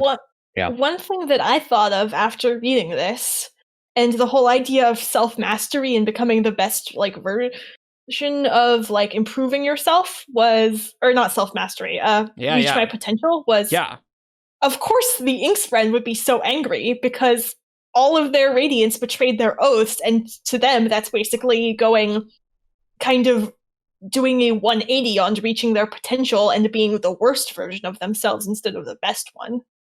That's an interesting point. But also killing the Inkspren. Yes. Well, that too. Insult to injury. Yeah. So one Inkspren was okay with genocide, but killing all the Inkspren, that's bad for some reason. I do think there is some like interesting interplay of how the Spren view rebonding after the Recreants and what their order was about. Like the ones like reaching the potential, like super angry about it, and the ones like being honorable and protecting, also super angry, but the ones that are drawn to finding your own truth were one of the first willing to return. And then you have like the cultivation Spren who are about like looking for the little people, and they were just like, well, we're just going to follow what the more important orders are doing. Kind of the more personal Spren are more open to rebonding, right? Because they're some of the Radiant Sprens are almost like holding grudges against people in general. And then there are the Radiant Spren who are like focused on the individuals more so than the archetypes of people. Yeah.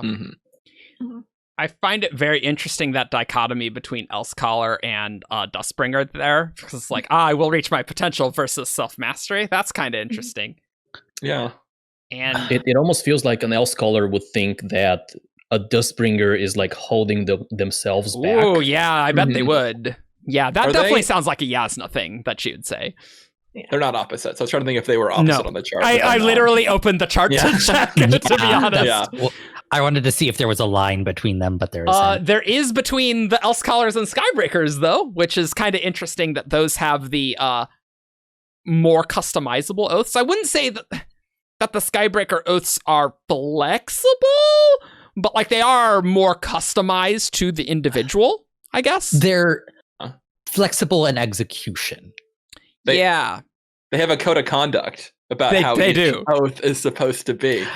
They're like the pirate code. They're more like guidelines.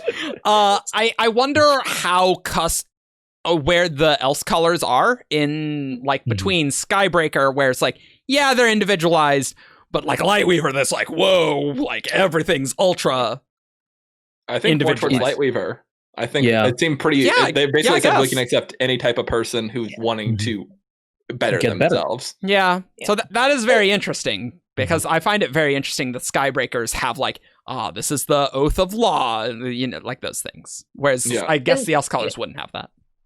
Another thing I found interesting was Ivory compliments Yasna on how she is spren-like and doesn't change. And these oaths are reaching your potential. But the context he says that is, I think, emotional, right? Like she doesn't change. Like her state of mind doesn't change. She doesn't vary. She doesn't like throw fits or anything of that nature.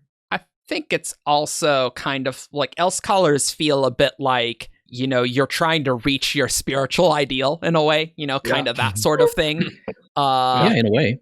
Like, and just like, you're imperfect, but you could reach all your potential and be your like true awesome self, right? Yeah, like you're not flighty. Like you're definitely like striving towards something and kind of becoming more true to yourself is a way I can view it. Oh, I wonder if each oath is like a goal that you establish for yourself. And like one of Yasna's might be about, and I already don't believe this anymore, but it might be about finding the details around like her father's assassination. Like I could imagine that to be a goal that she puts for herself, but that's not along the lines of, because the Skybreakers have like the ideal of crusade, whereas like you have like a thing you're gonna try and do. Yeah, Elsecallers could have a lot of that. I think that's potential. She's got to wait till book 5. Might love doing their New Year's resolutions. Probably. Actually doing them. Yes. They would. Personal betterment. They absolutely would. I do want to see Yasna have to deal with like a really big theologian in the Elsecallers though, and just have like a that'd be fun. Yes, and she is so like, well, but theologians are they are scholars of religion, right? But I just think it'd be an interesting dichotomy to have Yasna, that's like one of her stronger characteristics. You know, but she doesn't a little bit. She doesn't begrudge other people their religion. She just doesn't agree. I know, but think like it will be she has debates absolutely fascinating. Cool. Yeah. I think it will be 120% fascinating and interesting to read, but not in a conflict kind of way. Yes, I agree. It'd be more like friendly, like let's get to the bottom of this. I like the fact that they're open and welcoming of orders. So like, look, if you're willing to do self-improvement and personal betterment, like it doesn't matter what your background is. Whereas a lot of others kind of require more, I guess, in a sense. Yeah. So this conversation between Yasna and a theologian is a very Truthwatchery thing, I think, because it's like, what is the fundamental truth? Is there a God or is there not? Yeah. If that is the subject of the conversation, right? Because they can be talking about like the cultural and the historical aspects of fair enough religion in human society or humanoid society. Can definitely see the Elsecallers and Truthwatchers. Yeah, they're the Scholar Radiance. Yep, that makes sense. Willshaper. I will seek freedom. The Willshapers believe strongly that all people should be free to make their own choices. Their oaths are themed toward freedom and letting people be free to express themselves and make their own way in life. The Willshapers have a reputation for attracting builders, craftspeople, and creators to the Radiance. However, while this aspect of them is accurate, the actual membership of the Order is far more varied. Their powers lend themselves to creation, true, but their oaths are focused on freedom and personal fulfillment. Many among the Willshapers are warriors focused on freeing those who are captive, and others are focused on radical self-expression. The Willshapers contain many gregarious and even flamboyant characters who make their own way, taking the path they choose. They are united through a love of building, but some consider the building of society to be more important than the building of structures. Among the Willshapers, you'll find both those who dress very conservatively and those who wear very daring and original styles. The common ground is that both agree that freedom to express who you are is the most important part. Among the Radiants, they are generally focused on building, training, and making infrastructure. In war, they might be sent to a town to fortify it against an oncoming invasion. Before or in the wake of desolations, they would teach people things like sanitation, bronzeworking, and other essentials. Anywhere you find someone resisting tyranny or oppression, you'll often find a Willshaper cheering them on. So if you forgot, town is number 8. So its associated thing is the Willshapers. No. Oh no, that's Halak. Okay, we're cutting that. Yeah. Allow me to remind you of a part I can't read. of Town's mantra. Kalak will teach you bronze. Yes. Mm-hmm. That is true. No, I literally just can't read. Cool. Yeah. So good talk. I have a couple of things. One, going back to the live stream and ship it or rip it, where I had to argue against Sawzed and Venli. This sounds a lot like Sawzed. Yeah, it does, doesn't it? Yeah, it really does. The whole freedom thing, letting people make their own choices. Yeah. Teaching people, fighting that's actually really true. Yeah. The Willshapers love the First Amendment a lot. Clearly, they're very freedom of speech. Eric, what is the First Amendment for those of us who are not from the U.S. and have no idea? It gives you freedom of free speech, freedom from religion. You can assemble and freedom of religion, not freedom from religion. That's a very important distinction. Yeah. And freedom of the press. Good amendment. Yep. And Willshapers love it. So. And the other thing, you were talking about where Navani would fit in back when we were discussing Dustbringers. And it's like, I do think there's an argument for Truthwatcher Navani, but I do think she would fit as a Willshaper as well. Like building the infrastructure. Yeah, okay, sure. She organizes scholars. Like she supports that infrastructure of scholarship in a way. See, that almost sounds like it is a bit of a stretch. Like the Elsecallers and like tacticians and like strategy and her like managing supplies and whatnot. She could be Elsecallery. Fair enough. Let's see. Although I do, and this came up in the Discord a few days ago, I do like the idea of Willshaper Navani a lot because, so if you remember, Brandon talked about how Book 4 actually has a character who's not a main character or a flashback character, but like the book is focused a lot on them, and a lot of people like Navani for that character. Right. Don't have a confirmation, but a lot of people like her. And so if she's that character, and if she's destined to be a Willshaper, then there is a really cool parallel between Venli the Willshaper on one side of things and Navani the Willshaper on the other side of things. That's true. In the Willshaper book. Yeah. That'd be interesting. The Willshapers they must be an interesting crew to join up because they're clearly not going to be very regimented. That's what I'm hearing from this, like at all. But I love the idea of them going to like towns and reinforcing them before an attack, because like they would go there and they would literally like sculpt the earth into fortifications, right? Yeah, which is really cool. And like Willshaper, Venli, freedom. Those are kind of all very interesting themes, given what you do. Cool. Let's do Stoneward. Stoneward. I will be there when I'm needed. I do have to say the font for Stoneward is my least favorite of all. Yeah, I think the Dustbringer and Stoneward font are. Yeah, I think it's meant to invoke like dwarven runes. Like there's a little bit of that. There's a little bit of like the Nordic iconography, but I don't like the fuzziness of it. Yeah, I don't like that. It's the issue I have with the Threnody symbol, because there's like a lot of particle effects that is like why. I like crisp lines. But moving on. Stoneward Oaths focus on team dynamics, on learning to work with others, and on being there for those who need them. They put the interests of others before their own, and will not bend their ideals for the sake of convenience. Stonewards are the infantry and ground troops of the Radiance, and are renowned as their finest fighters, a title that, on occasion, the Windrunners dispute.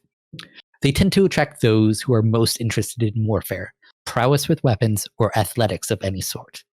They like a challenge, and in times of peace are seen in engaging in and running various sporting events of both a military and non-military nature. That's cool. Many enjoy the outdoors, and you'll find exploration enthusiasts among them, as well as those who just like the fresh air. The camping question. Yeah. This is probably why I got a reasonably high Stoneward, is because of that question. Woo, go Eagle Scout. They tend to be known for their can-do attitudes and for taking on enormous projects, sometimes more than they can handle. However, most agree that the primary attributes of the Stonewards is their dependability. Though sometimes gregarious, they are never flighty. If a Stoneward is your friend, they will be there for you, and that is a core tenet of their order, to be there when they are needed. Another key attribute is their ability to take a difficult situation with few resources and make something better of it. Though not known as inventors or creators, they are good at improvising solutions to problems in the moment. Yeah, so that is town. I literally just can't read the order. Like, I was just like, 8 is, even though it always says Kalak. It's like, no. But yeah, this is town. That makes sense. And this is the one where I'm like, so the first half, the one that is like internal and like dependable and being there when they're needed and putting the needs of others before their own, this part I had nailed down like 100%. And that's why I thought this order would be the best one for me, because I relate to a lot of these attributes. And then we go into sports and then we got sports and it's like, yeah, pass. I'm like, and like fighting and war and like being gregarious, and that's the part that I didn't nail. Dependable versus flexible. This is another Stoneward question. If we get all the way on dependable, you're Stoneward for sure. So I do think this is an order that Adolin would fit in, with dueling like as an athletic pursuit. He's kind of like the golden retriever of the gang, like very dependable. Like yeah. Like, you know what I mean. Very interesting. Yeah. No, he's a very boy. Good fit. Yeah, I definitely saw it more before we had this whole Maya connection, and now I can't see him hitting it's like, an Edgedancer. I want him to be an Edgedancer because of Maya. Yeah. But like Stoneward does fit pretty good. Mm-hmm. Yeah, and it's kind of one of the weirder ones because we don't have, since Talon eventually will be like presumably our main Stoneward character, we don't really have a cast member for them really at this point. Yeah, that's true. Talon's not home. Yeah, we'll probably get like a secondary character at some point, just so it's not just Talon that is our Stoneward POV, because he's bound to be weird in multiple ways, right? A little bit. Neat. And makes sense. They're the ground troops, whereas Windrunners are more the scouts. And obviously some Windrunners can be extremely good at being soldiers, but like generally the Stonewards are the ground troops. Yeah. And it's in this is super appropriate, right? But like we've seen stone stands, the dueling stands, and we've seen wind stands, and like the way those two play out is a perfect mirror of these two orders, almost as if they were inspired by these, right? Like Stonewards is this very like, this very like tanky, stand your ground, powerful hits type of stance, and wind stance is very agile, very mobile, very like precise hits. Kind of wearing the opponent down. I love this connection. It's great. I love it. Everything's great. Fantastic. Love it. Let's do Bondsmiths. Bondsmith, I will unite. Bondsmith oaths are focused on unity, unification, and bringing others together. However, this is a loose theme, as there are so few Bondsmiths, and the 3 sources of their powers are so different in personality that the oaths can end up taking a variety of different shapes depending on the situation. Anyone can become a bondsmith, subject to persuading one of the 3 spren who grant bondsmith powers. Those powers tend to work differently for one bondsmith than another, and even those surges they share with other orders tend to work differently for bondsmiths. Cough, spiritual adhesion, cough. Yeah. I almost wonder if we need to stop here and talk about this before we Probably, move on. Let's do that. Yeah. Because there's a lot going on with the bondsmiths, right? Yeah, so that's interesting that their powers can be different between bondsmiths, which that makes sense. Bondsmith, yeah. Like the Nightwatcher bondsmith would be very different from Dalinar, I would find. I would expect so. Right? Like personality-wise, yes, but they have access to the same surges. Yeah. That's not changing. How different can they be? And Dalinar has access to adhesion in the same way that Windrunners do. Mm-hmm. So presumably the others will as well, right? Mm-hmm. Mm-hmm. And so the only oddity is in this the weird bondsmithy expression of the surge, right? So if Dalinar, if the Stormfather, if the Stormfather, Stonefather, that could be a god in Shinovar. You don't know. Yeah, no, the spread of the mountain. If the Stormfather grants access to spiritual connection, what could the Nightwatcher Could the Nightwatcher grant something like cognitive connection or spiritual? Oh man, fortune, another spiritual attribute. Oh yeah, right? Sure. You can do all sorts of weird crap with the spiritual. realm. Fortune would be great with with cultivation, who's sees the future and stuff. Oh, okay, all right. I kind of like that. It's a Bodium. Oh yeah, but it's not of honor. Yeah, it's not of honor. Yeah, I just feel like if the good guys had a really good future sight person on their team, they would have had a much less negative impression of future sight. That's always been so weird to me. I want to know more about that. So weird. Yeah. But it does make a lot of sense that the power would vary so much between the 3 bondsmiths. Yeah. Because with the other orders, Bren are very similar to each other within a subtype. Mm-hmm. Yeah. Whereas there's a dramatic difference between, say, the Stormfather and the Nightwatcher. Just makes me wonder, how honor and cultivation, made it so it's that they were able to be bonded. These 3 totally different kinds of spren. Yeah. Brandon has said that they are technically sort of the same type of spren. Technically. Yeah. So that's what I want to know what the technically is. What is it, a spren of the world or some larger fundamental technically concept? All 16 shards. Don't say God spren. Yeah, don't say God spren. I removed every instance of the word God spren from the Bondsmith article. Yeah, I do not like the term God spren either. No. And it's still well explained, but it does not use that term. Yes. But it's even if they are the same subtype, technically, they're still very different from each other. Far more than any other the variation in any other kind of spread. Totally. Mm-hmm. And we have the fun complexity of the Stormfather being changed by honor and then changed again by honor's death. And so we're what's just weird Stormfather stuff? What's regular Bondsmith stuff? Mm-hmm. Yeah, there's never a typical Bondsmith. Yeah. And how much the Nightwatcher has, because cultivation created the Nightwatcher with the intent for her to learn from people over time. So how much has the Nightwatcher changed since presumably millennia ago? Since she's bonded. Yeah. I mean, that is a good way for her to learn. Seems like she'd do a better job learning from people by being bonded, but well, I imagine since the Recreants, maybe cultivation laid down some different rules. Well, maybe that's what's going on. Is she's how am I going to get her to know what people are like without being bonded? And she's okay, we're going to try this weird boon curse thing and see how it goes. But why would that be called the old magic then? It's still no answer on the old magic, Eric. It's inexplicable. Look, I know. It could be that cultivation was doing the boon curse thing for a while. Sure, why not? And so it's the old magic, and then Nightwatcher took took that over. I kind of tend to think that the Stormfather and the Nightwatcher are old Spren, and potentially were at one point Adenalcium Spren. And just that have been reformed or remade in some way. And so I could see something having always been living in that valley on Rashar that did something similar to granting boons and curses.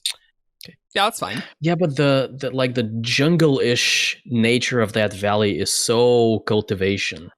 But it could have been associated with her before the shattering. You know what I mean? Yeah. Oh, yep. Yeah, that's true. That is totally true. Like, it was associated with the part of Adenalcium that became cultivation. That's interesting, yeah. I love how there's the sibling, you're just like... right, then the sibling, yeah. Who we don't know anything about. Came to Earth with the Erythro spaceship. No. Yeah. I am the sibling. What's up? That's what the sibling sounds like, actually. I don't know if you know. Look, actually speaks in modern day English. Eventually, look, like that one Keeping Up with the Colons where my Dalinar completely changed from line to line. Can't wait to do some sibling voice acting. What could possibly go wrong? What's up? How's it going, guys? Is my spaceship totally sweet? That's what the sibling sounds like. I don't know why the sibling is a like a person who would be on a skateboard or something. Like that's, I don't know. I don't know. Maybe there's something weird with like the Stormfather sweeps across all the land, so he. Like, his spiritual adhesion allows for communication among those people, and then, like... Oh, it's like he's connected. And then... Sure. More localized. Sure, why not? I don't know. Sure. We should probably finish reading Bondsmiths. We should probably do that. Yeah. The Bondsmiths are unusual in that there are never more than 3 full members. Historically, they work to resolve disputes and help set up functioning governments. Even though there can only be 3 full members, there were times that some Bondsmiths did take squires. That's new. Yeah. Beyond that, many of the retinues that protected the Bondsmiths were considered members of the order, going so far as to swear oaths, even though they did not have a spren and never would. Some even called this the most pure form of being a radiant, because these were oaths sworn not in the name of gaining power, but simply for the good of the oaths themselves. Worst kind of radiance. Honestly, that sounds pretty self-righteous. I'm just putting that out there. Like, I like it. Yeah, it makes sense. A very honorable thing to do. So distinction. It is not necessary that the squires themselves say that this is the most radiant way, right? Mm-hmm. Like, sure. they can be doing this for completely selfless reasons, and then other people could be like, oh, look at them. We should try to be like that because they are really selfless. I totally get the perspective, but I just would be so bummed to swear oaths and then not even get powers out of it. Oh, it's like, I think the people who would do this wouldn't feel that way. Yeah. Like good for them. You were committing to an ideal, not like... Oh, I get like the whole like the higher minded like side of it. I'm just like, man, that sucks. I mean, David just wants cool powers. That's all he's really good at. That's like half of being a Windrunner is just being able to fly around.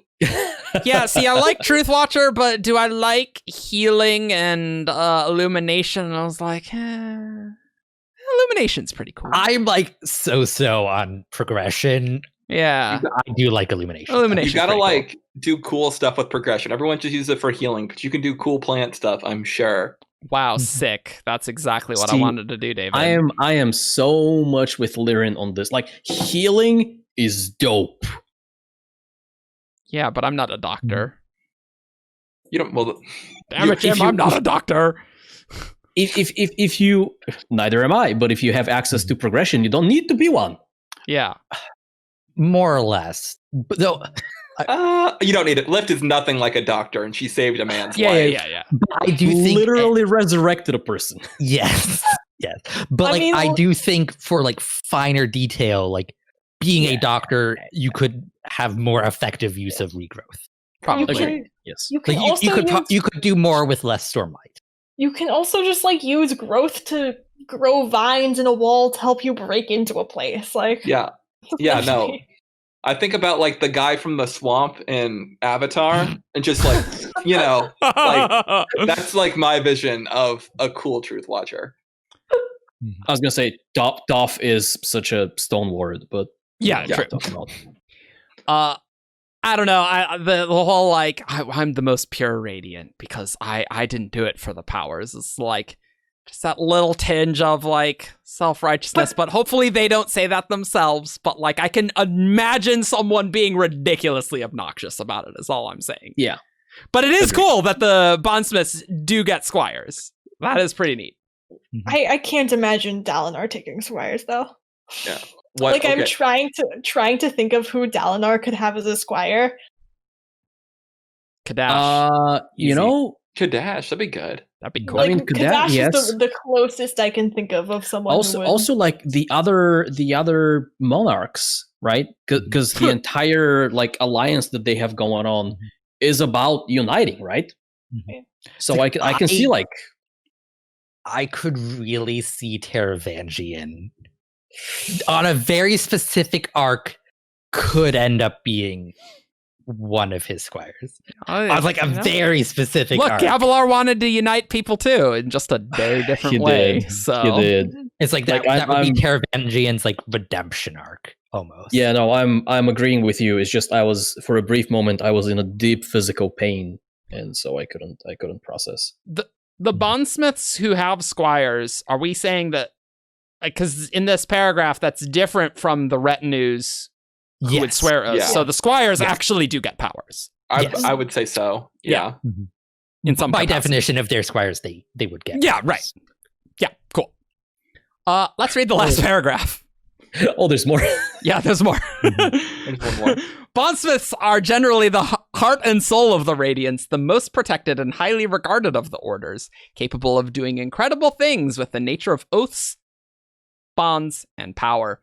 The order, including the aforementioned squires and attendants, tends to attract the peacemakers of the world, those who want to bring people together rather than divide. So peacemaker, that's slider. Yep. Oh, I will say that, just throwing this out there, if these are the most protected, like you got to keep it on your Bondsmith, maybe use some people with powers to protect them instead of some people who swear oaths that don't give them powers. But is it better to have people who swear oaths and don't get powers, or the guy who killed your older brother? Seems good. Yeah. Yeah. It's like they most definitely do have people that have powers. It's just not everybody. These are not Windrunners. They don't have an infinite number of squires. I'm just saying, you probably want to throw some Windrunners, some Stonewards in there instead of just probably these people who are like. Oh yeah, no, they probably have like members of maybe not every, but like most orders looking out for them, right? Yeah. Interesting. Very cool about squires, though. Yeah. That is new lore right there. Yeah, I was kind of surprised because I know that Brandon said that some orders didn't really have squires, and that's kind of, I had just always mentally assumed that the Bondsmiths would be that order, and so now I don't know who it would be that doesn't have squires, but... I thought it was, they all had them, but some didn't have very many. I thought there were some that didn't have any, but I guess I could be misremembering. I think you're remembering right. I feel like Willshapers might not, because they're very like go find your own spren type. Maybe they kind of view being a squire as like a restriction on freedom. Maybe. Yeah, I don't know. And these descriptions don't really talk about squires for most of the orders, right? Yeah. They're mentioned in the context of the Windrunners because they have a bunch, and Bondsmiths, and now the Bondsmiths because they're weird. Interesting, they both have adhesion. That's because they get the giant glyph explosion, because that's them being close to honor or something. I don't know. So I did find the WAP, and it appears that David is correct, and it's actually in Argent WAP from Lords of Radiance. That's really funny. That's really, really funny. Like, because you say, talking about squires, blah, blah, blah. Oh, and you say, and each order's squires are somehow different from other orders, Brennan. Yeah, some orders don't have them. That is the difference. But some have more. Yeah. Was that in the context of like me trying to figure out like the resonances? Yes. Mm-hmm. Okay. I mean, if Words of Radiance time, like things probably could be more fleshed out as things progress. That was like maybe originally Bondsmiths don't, but like some could, just like usually you wouldn't. I don't know. Like it could be more complicated than Brandon's offhand remark. So that's important to remember. And we still really don't understand the mechanism by which squiredom works. Yeah. Like, does it require the Sprens? Okay. Yeah. Yeah. Obviously, you just need to have a good resonance, because that's apparently the Windrunner resonance, the strength of squires. Hooray! They're team people. Team people. Yeah, but it's weird, right? Because Lightweavers also get them. Yeah. Yeah. So I had a thought. What if only like one of the Bondsmiths Spren allowed their Bondsmith to have squires? And like, that's an interesting idea. Yeah. That could definitely be a thing that depends on which of the 3 Spren they are. Yeah. That makes sense. Yeah. Maybe like the sibling, because they're all about siblings. What? Yep. Yeah, that's all we know. Technically, all 3 of them are siblings. It's just one of them doesn't have another name. One of them doesn't have a name to begin with. Sibling. What if that's like an ancient sibling argument between the Night Watcher and like the Stormfather, where the Stormfather's like, I only have one Bondsmith I refuse to share with others, which makes me better than you. And the Night Watcher's like, but I have all of these squires and give my powers to many people, and so many people follow me, which makes me better than you. It reminds me of the Wheel of Time, where it's like all the Ajas are like, you get 1 warder, and the red Aja is like, no warders, men suck, and green Ajas are like, all the warders. Men indeed do suck. I know all about everything that you just said, Ian. I haven't read any Wheel of Time at all. And Grace knows all about 3 POVs relating to that. Unfortunately, none of them is a green Aja, so... Grace's live blogs as she's reading Wheel of Time for the first time is pretty great. Yeah. One minor theory that I do have is, I know that Brandon mentioned at one point that people in the past have been able to pass Spren, kind of like you would pass a Sion. And I could definitely see with the Bondsmith specifically picking a squire and setting up a candidate and then passing that Spren at the end of your life. You know what I mean? I don't know how that's possible, but given our understanding of how the bonds work. But so I thought you were gonna go for maybe some of the Bondsmiths like facilitated this kind of passing of connection. That could be too. That seems possible at least. Yeah, to kind of avoid like, because like if you're a Spren and your Radiant dies, that's an unfun experience for you. And so maybe there's a way to like transfer the bond, so like the pain is just emotional, it's not this kind of deep spiritual ripping or whatever. Yeah. It's like I am no longer bonded to you, but you're still alive. And then later on you die, and that's sad, but it's not soul crushing. Yeah. I think Bondsmiths could definitely do that. That seems totally reasonable. Yeah, it because there's so few of them, it'd be really bad if any Bondsmiths did die when they were bonded, because it's like that almost kind of takes that Spren out of commission for a while, at least a period of time. Whereas the other Spren were more numerous comparatively. Yeah, but like we've talked about how the Stormfather must have been the one Bondsmith Spren who was bonded to somebody during the Recreance, and how he survived. Right, his name is Malishi. It's not just someone. His name's Malishi. Yes, Malishi, who may or may not be Ishar. I don't think it's Ishar. I don't think it's Ishar. Just saying things. Sneaky but it is Ishar, Malishi. you never know. Malishi was the Bondsmith. Malishar Yeah. No, his foreign name is literally Ishi.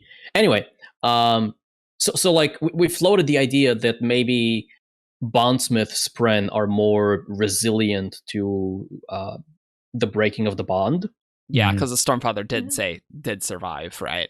He was wounded and or hurt, but obviously didn't turn into a 70 feet long blade.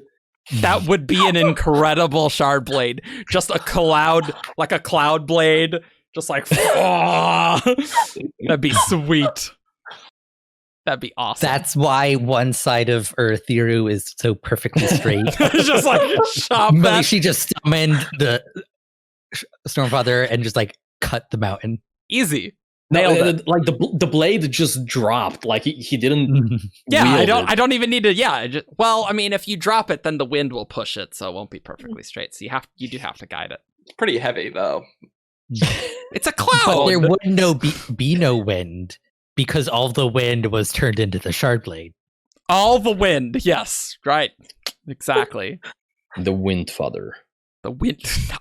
Cool. What do you guys think about your orders? I think all of you seem pretty pleased with the order you got. I got the best order, so I'm good. Yeah, so you were Truthwatcher, Ian. Mm-hmm. Evgeni was Elsecaller. Grace was Lightweaver. David was Windrunner. I don't know if I like Elsecallers or Truthwatcher better. I guess probably Truthwatcher. What do you guys think? I can't decide. My self-identification was so wrong. Do you feel like you're more a progression, self-improvement type person, or more like a science-y, scholarly type probably person? Truthwatcher, to be honest. Yeah, well, it's you're a math professor. It's math is your fundamental truth. Yeah, that's true. I do. when I lecture math, I do blab about that all the time. It's math is the one fundamental truth in the universe. It's great. So yeah, I guess probably Truthwatcher for me. You still can't get Truthwatcher glyph things on BattleEye. That's the one order you can't get. BattleEye? Whatever, man. I don't need to pronounce things consistently. I gotta help Ben here, even though he's not here. Badali, yes. I do usually say Badali, but you know what? I'm hungry, so sue me.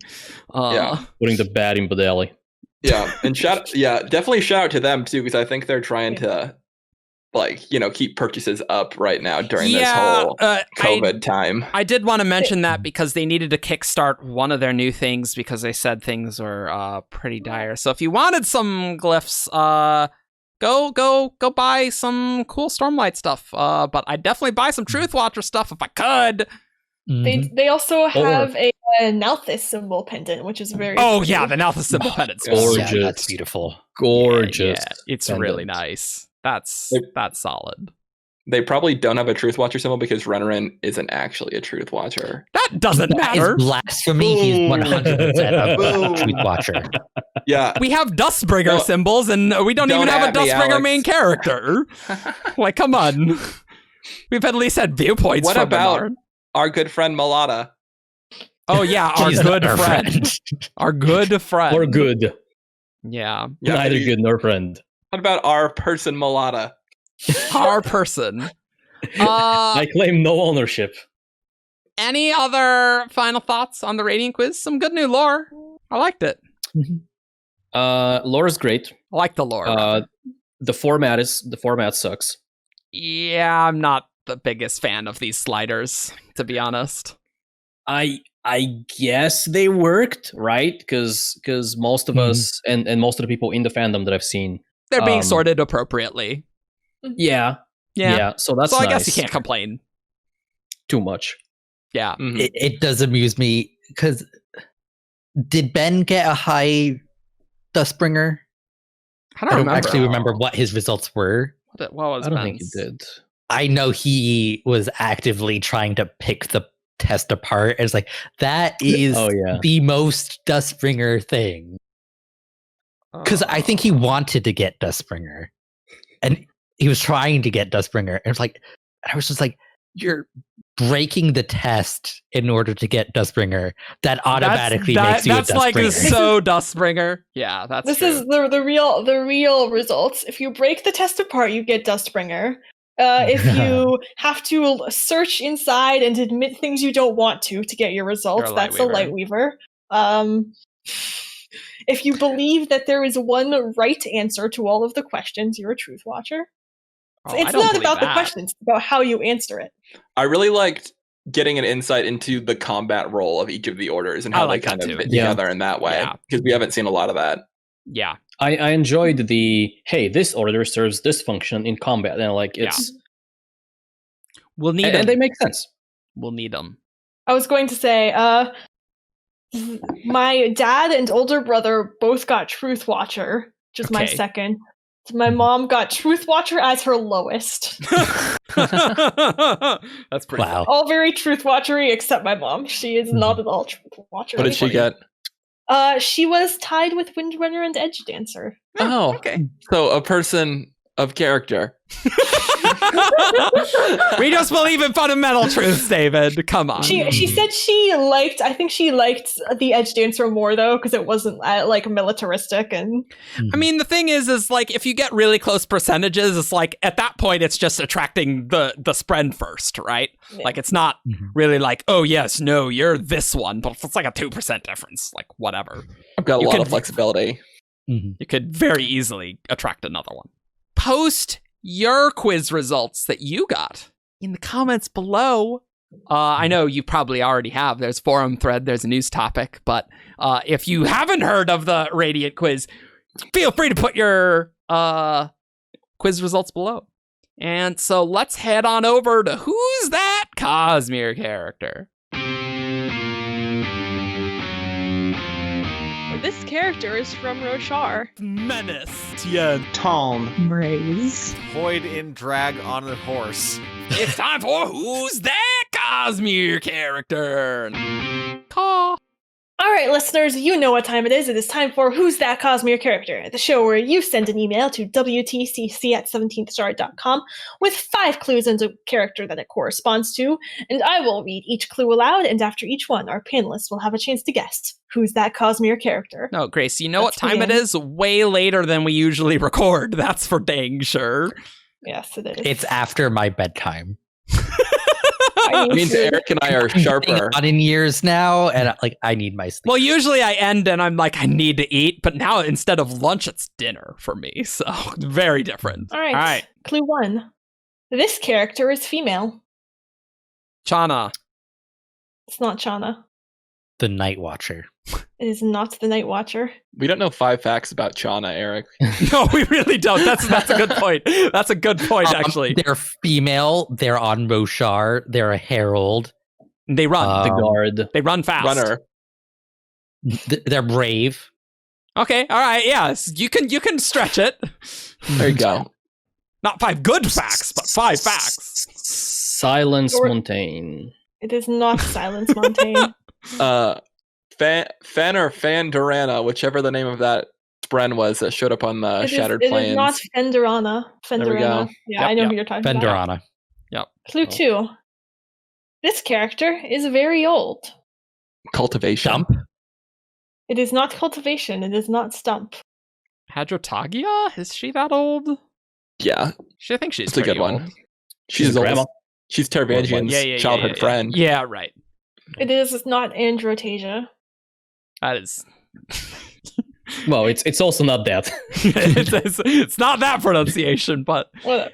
Comments are furiously typing. Why don't you use the audiobook pronunciations? Navani?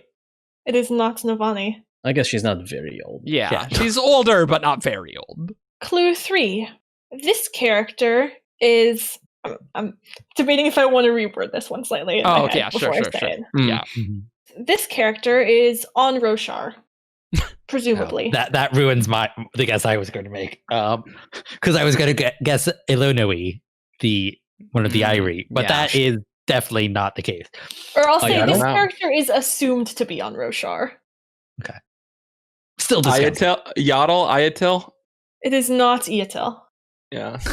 Okay, well, We haven't Did we see her in Oathbringer? I don't think so. I don't think we did. We did not. Yeah. No. Presumed. God, that's What such does it mean why to would be presumed to be on Roshar? Why would you phrase it that way? That makes it seem like it's not a cut and dry Rosharan thing. Well, Yeah. I got another idea, but I'm not going to say anything because I don't want to help you. Oh, is it Vivenna? It is not Vivenna. She's kind of old at At this this stage. point. Yeah. It's like, Shalash? It is what not does it Shalash. mean to be old? I'm talking about What is it age. very old? Numerical years lived. Is Ulada very old, or did she die too soon? I don't know. Because like chronologically, Vivenna is older than Navani, Yeah. but Navani appears older because Look, She all doesn't what you have life feel like prolonging. what your age is in the spiritual realm, Yeah. okay? In your spiritual ideal of age. And yeah, in my head, it's like you're either old for real or you're immortal, and I'm going to count both those as old. I think that's a safe Yeah. bet. Yeah. I'm waiting on one person, but I forgot who it was. it's me because I have not Okay. guessed. I have not made an actual guess. What does that mean? Female, very old, presumed on Roshar. Look, Were I'm the just clues? gonna try Yes. and not overthink this. And just get Chris. It Yeah, is not Chris. that was my guess. I wasn't going to say. There you That's go. a good one. That's pretty This good. character was imprisoned for her actions. This is like a good one, I bet. Oh, Baru Mishram? Mishram. It is not a Mishram. nice. No. Nice. All right, so that's good with the presumed. That is good. I Yeah. like that. Well, it originally said suspected to be from Roshar, but I disagreed with that one because I was Yeah, like, that's kind of a little from. clunky wording. Yeah. Yeah, you So I- you saved us there. Oh Yeah. man, yeah. That's good. Uh, I was just like, so this- who's old and imprisoned and who's female? Huh. Yeah, that was good. That was good. I like that. What was the last Clue 5 was this character was a commander in general, and it was Nice. sent in by a Hawkedon. Nice. See, I had primed a Lady Leshwi guess, but the Oh. imprisonment thing Nice. changed my On- mind. So- On Brave, Who actually got that? Was I it heard Argent? Argent. first. Argent Yeah. was very much definitely Yeah. first. Yeah. Shucks. Wasn't Eric. It That's the bullshit. definitely was not me. That's for sure. Look, I'm hungry. I'm not paying attention. I got my Chana guess. That's all I got. Cool. That was a good one. I like it. Bottomishram's in there relevant. Nice. Love it. All right. This next one was sent in by Hugh Tuna Hill on Discord. Oh, Hut on a Hill, I think. Oh, yeah. Mm. I don't. I'm not good at reading these names. It's hard to I can parse them barely when there's no pronounce spaces. actual It names. is. Yeah. It Yeah. is. I have great empathy for Twitch streamers who I can read all the people who sub to me and I can actually pronounce their names correctly. It's pretty hard in All actuality. right. Yep. Clue 1. This character took a long journey. Chana. It is not Shauna. Fleet. It is not Fleet. Oh, you said flute. I was like, Fluty. Who's gonna guess? Yaddle? Dill. It is not Iano. What about Three- what about Rehash our guesses. I can't remember what I guessed. Borea from the Honor Friendship. It is not Borea. I don't know. I'm just picking something. Wow. All right. Clue 2. I liked her name. This character is related to a viewpoint character. Shalon. Helleran. What did you say, Wendy?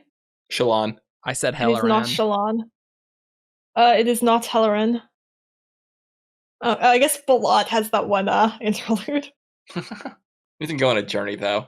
He just No. hurts animals and sits Yeah, around. no. I'm saying which viewpoint character would Shalon be related to is what I was wondering. Adeline. Oh, true. Ah, That does technically count. I guess. That's typically not what people mean when they mean related to. It's like, oh I'm not yeah, I'm Wickham. related to my wife. It's like, But yeah, her brother does have a viewpoint in an interlude, so technically, yes. I mean, I don't like this guess, but I was gonna go with Wickham. it is not Wickham.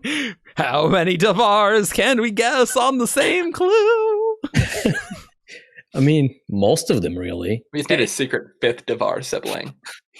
I think more than 5 Devar siblings. Yeah, we have you can still guess Jushu. Yep. Or Yushu, I guess. Yeah, there are exactly 5. A 6th Devar sibling that Shalon has removed from her memory. Sure, why not? And from life. The 6th one's her mom. Veil and Radiant, obviously. No. Boo. Boo. Yes, Veil Devar sibling. Veil, yeah. Radiant Devar. Oh god, we got stuck on Roshar again. Yeah, we did. Yes, we did. Well, it's on the brain. Statistically speaking. It is so difficult to not think Roshar thoughts, though. Like, I'm going to go with Kai'ine. Because he traveled the world. It is not Kai'ine. Clue 3. This character doesn't have a strong relationship with their father. That doesn't help at all. That's like everyone. I feel like I got worse at this over the years. Yeah, you haven't done enough wiki work. Doing it for years. You haven't done enough wiki stuff, David. Hey, I wrote that Splinter article. That's true. It only took a year. Stuff on the Bondsmith page, Eric. It took up until this point. It took infinity years. So look, I can't say I'm doing much better. What's the second clue again? Second clue was related to a viewpoint character. Would you say, because like related is such a weird word in this fandom, right? Is the intent here like familial relation, or like the shards of Adonalzium are related to Scadrial? Hey man, every Light Eyes has the Sunmaker as an ancestor. Who knows what that means? Oh, Grace, I'm gonna go with Dalinar. It is not Dalinar. I forgot all the clues. I need the stream to help me out.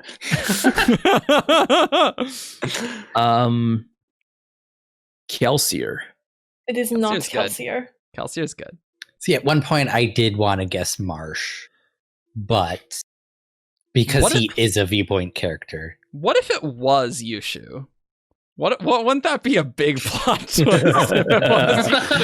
one Devar Grace we is just pick. laughing in her head, which I assume she does the entire time. Oh, of course.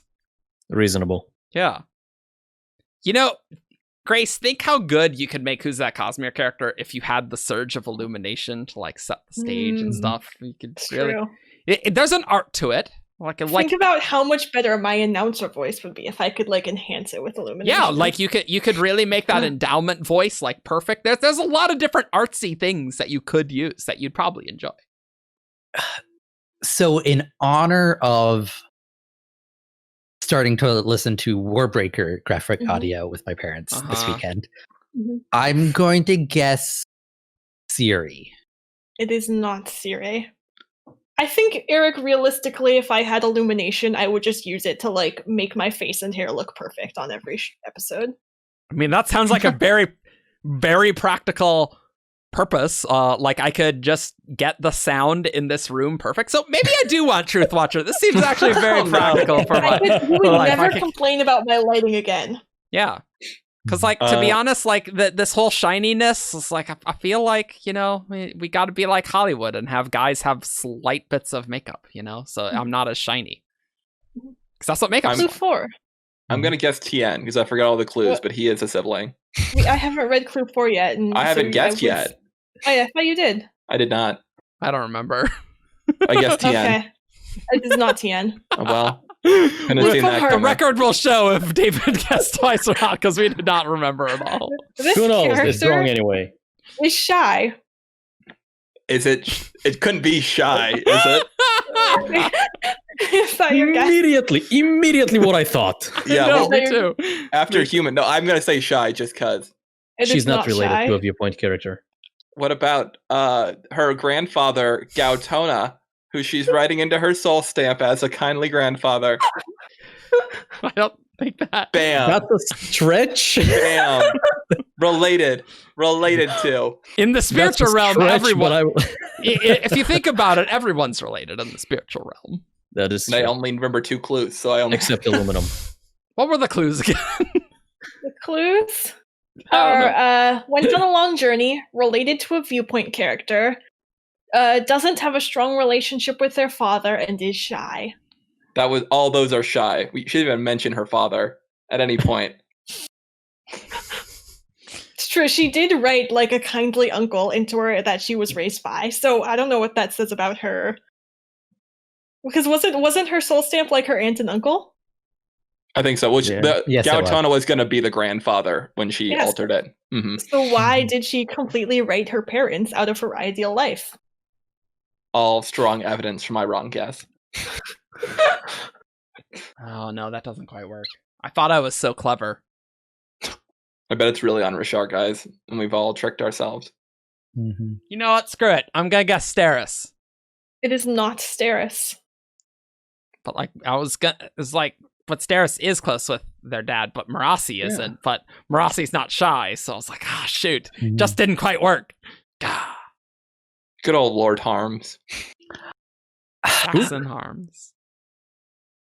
Jackson. Is it Spook? It is not Spook. Is it Parlin? It is not Parlin.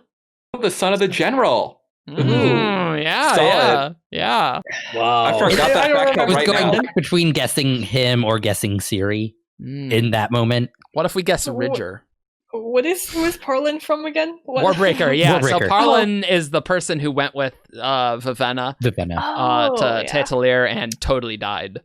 And then got He has flogged. the Link Legend of Zelda hat. Yeah. Mhm. He's the one that Brennan says, if I was going to write this book again, I'd give Parlin a character. Yeah, Parlin was just like weird, and that was his character. He was there to die. Yep. Clue 5. Oh, This God. character does not speak Alethi. We were right. Well, I guess actually it could be any. That's a lot of plans. It's got to be Rosharan, right? Is it Huyo? It is not Huo. That's one of the Huio. That's one of the Look. Cardassian cousins. If you read these books, you don't have to know how to pronounce them. Is it Rock's youngest child whose name I forget? It is Rock's youngest child. What? Her name- What? Whoa. What kind of BS is that? Because he never met the child. It was born after he was gone. And I remember them talking about which languages his kid spoke, and that was the entire inspiration. Wow.